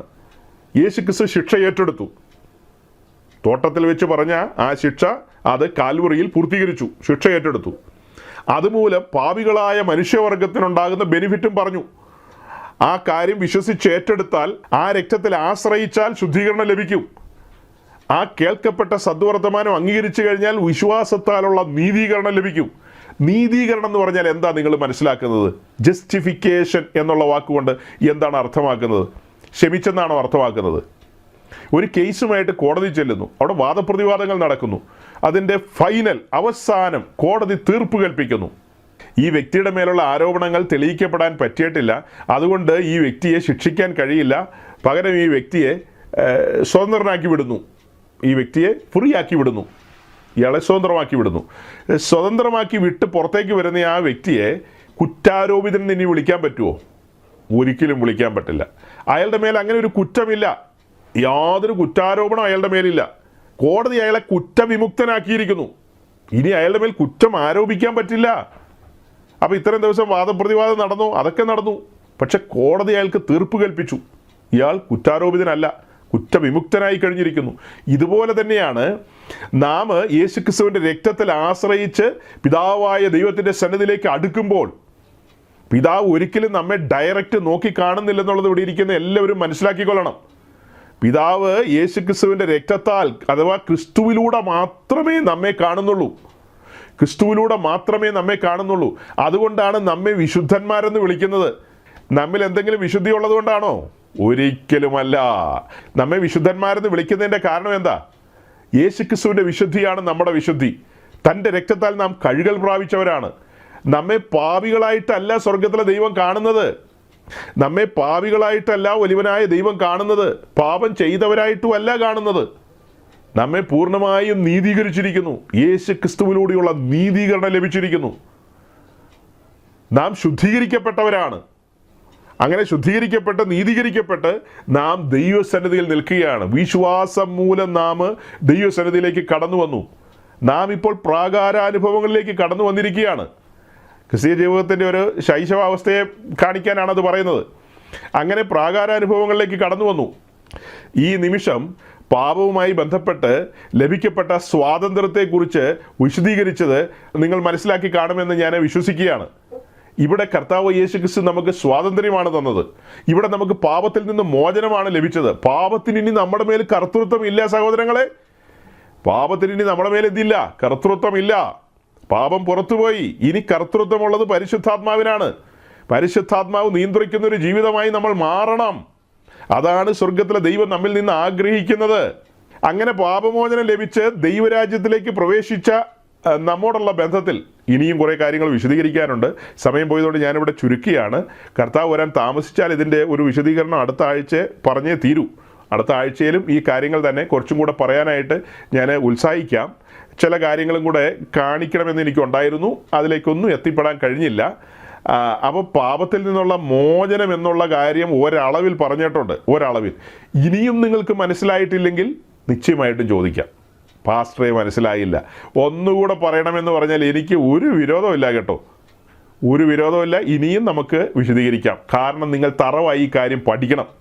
ഈ കാര്യത്തിലെ പഠിക്കുകയല്ല, ബോധ്യപ്പെടണം. ഞാനൊരു പാപിയായിരുന്നു. എനിക്ക് പകരക്കാരനായി ക്രിസ്തു ആ ശിക്ഷ ഏറ്റെടുത്തു. എനിക്കവൻ സ്വാതന്ത്ര്യം തന്നു. ഞാനിന്ന് സ്വാതന്ത്ര്യത്തിലേക്ക് വന്നു. സ്വാതന്ത്ര്യത്തിലേക്ക് വന്ന എൻ്റെ ഉള്ളിൽ ജഡമുണ്ട്. ജഡമുള്ളതുകൊണ്ട് ജഡത്തിൻ്റെ സ്വഭാവം കാണിക്കും. ജഡമെന്ന് പറഞ്ഞു കഴിഞ്ഞാൽ ആ ഫാളൻ നേച്ചർ നമ്മിലുണ്ട്. വീണുപോയ സ്വഭാവമുണ്ട്. കാർണൽ നേച്ചർ നമ്മിലുണ്ട്. അതുകൊണ്ട് മുൻപോട്ടുള്ള യാത്രയിൽ ജഡസ്വഭാവങ്ങൾ വെളിപ്പെടും. യുദ്ധങ്ങളുണ്ട്. ആ യുദ്ധങ്ങൾ പരിശുദ്ധാത്മാവിനെ ഏൽപ്പിക്കുക. ജഡവുമായിട്ടുള്ള യുദ്ധങ്ങൾ നമ്മൾ തന്നെ യുദ്ധം ചെയ്താൽ ജയിക്കില്ല. പകരം സമർപ്പിതരായി തീരുക. നാം സമർപ്പിതരായി തീർന്ന് ആ യുദ്ധങ്ങൾക്ക് പരിശുദ്ധാത്മാവിനെ ഏൽപ്പിക്കുക. പരിശുദ്ധാത്മാവ് നമുക്ക് വേണ്ടി യുദ്ധം ചെയ്യും. അതൊക്കെ വചനം വെച്ച് വിശദീകരിക്കേണ്ട കാര്യമാണ്. അപ്പോൾ അങ്ങനെ നമ്മൾ മുൻപോട്ട് പോകുമ്പോൾ വലിയ പ്രതിസന്ധികളിലൊക്കെ അകപ്പെടാം. ചിലർ ചെറിയ തെറ്റുകളിൽ, ചിലർ വലിയ തെറ്റുകളിൽ, ചിലർ ഭയങ്കരമായ കുഴിക്കകത്തൊക്കെ പോയി വീഴാം. അങ്ങനെ വീണവർക്ക് ഇനിയും ഭക്തിക്കൊത്തൊരു ജീവിതം നയിക്കാൻ കഴിയുമോ എന്നൊക്കെ വേണമെങ്കിൽ ആളുകൾ ചിന്തിക്കാം. നിശ്ചയമായും കഴിയും. കുഞ്ഞാടിൻ്റെ രക്തം നിങ്ങളെ ശുദ്ധീകരിക്കാൻ പ്രാപ്തമാണ്. നിങ്ങൾ എത്ര വലിയ പ്രതിസന്ധിയിലൂടെ കടന്നുപോയ വ്യക്തിയാണെങ്കിലും, നിങ്ങൾ എത്ര വലിയ പാപ സ്വഭാവങ്ങളിലൂടെ കടന്നുപോയ വ്യക്തിയാണെങ്കിലും, ജഡത്തിൻ്റെ ഇഷ്ടത്തിന് സഞ്ചരിച്ച വ്യക്തിയാണെങ്കിലും, ഒരു അനുതാപം നിങ്ങളുടെ ഉള്ളിൽ വരുന്നുണ്ടെങ്കിൽ നിശ്ചയമായും ക്രൂശിങ്കിലേക്ക് അടുത്ത് വരിക. ക്രൂശിലെ രക്തം നിന്നെ ശുദ്ധീകരിക്കും. ക്രൂശിലെ രക്തം നിന്നെ വിശുദ്ധീകരിക്കും. ആ രക്തം നിന്നെ ദൈവസന്നിധിയിൽ നിൽക്കാൻ പ്രാപ്തമാക്കും. നിന്നെ യഥാസ്ഥാനപ്പെടുത്തും. റീസ്റ്റോർ ചെയ്യും. നിന്നെ യഥാസ്ഥാനപ്പെടുത്തും.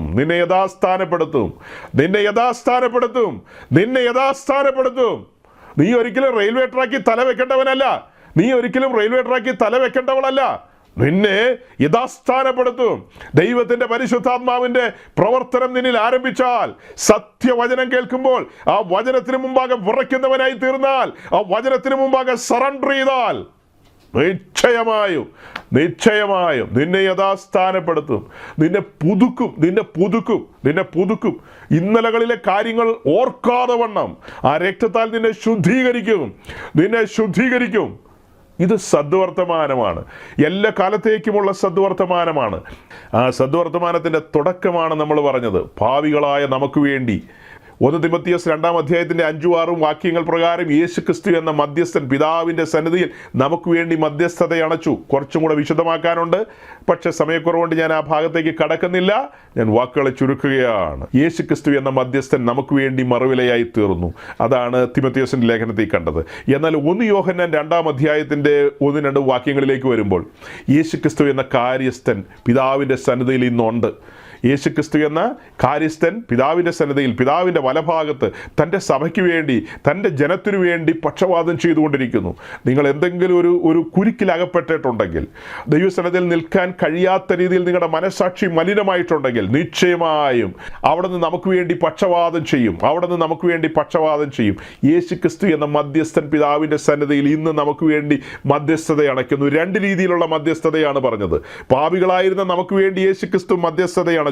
ഒരു ബലിമൃഗം എന്ന നിലയിൽ താൻ കാൽവറിയിൽ ബലിയായി തീർന്നു. അങ്ങനെ ബലിയായി തീർന്ന ക്രിസ്തു മരിച്ചടക്കപ്പെട്ട് ഉയർത്തെഴുന്നേറ്റ് ഇന്ന് പിതാവിൻ്റെ സന്നിധിയിൽ, പിതാവിൻ്റെ വലഭാഗത്ത് ഒരു അഡ്വക്കേറ്റ് എന്ന നിലയിൽ നമുക്ക് വേണ്ടി പക്ഷവാദം ചെയ്തുകൊണ്ടിരിക്കുന്നു. 2 രീതിയിലുള്ള മധ്യസ്ഥതകൾ നമ്മൾ മനസ്സിലാക്കുക. വിശദീകരണങ്ങൾ കർത്താവ് വരാൻ താമസിച്ചാൽ അടുത്ത ആഴ്ച പറയാമെന്ന് താല്പര്യപ്പെടുകയാണ്.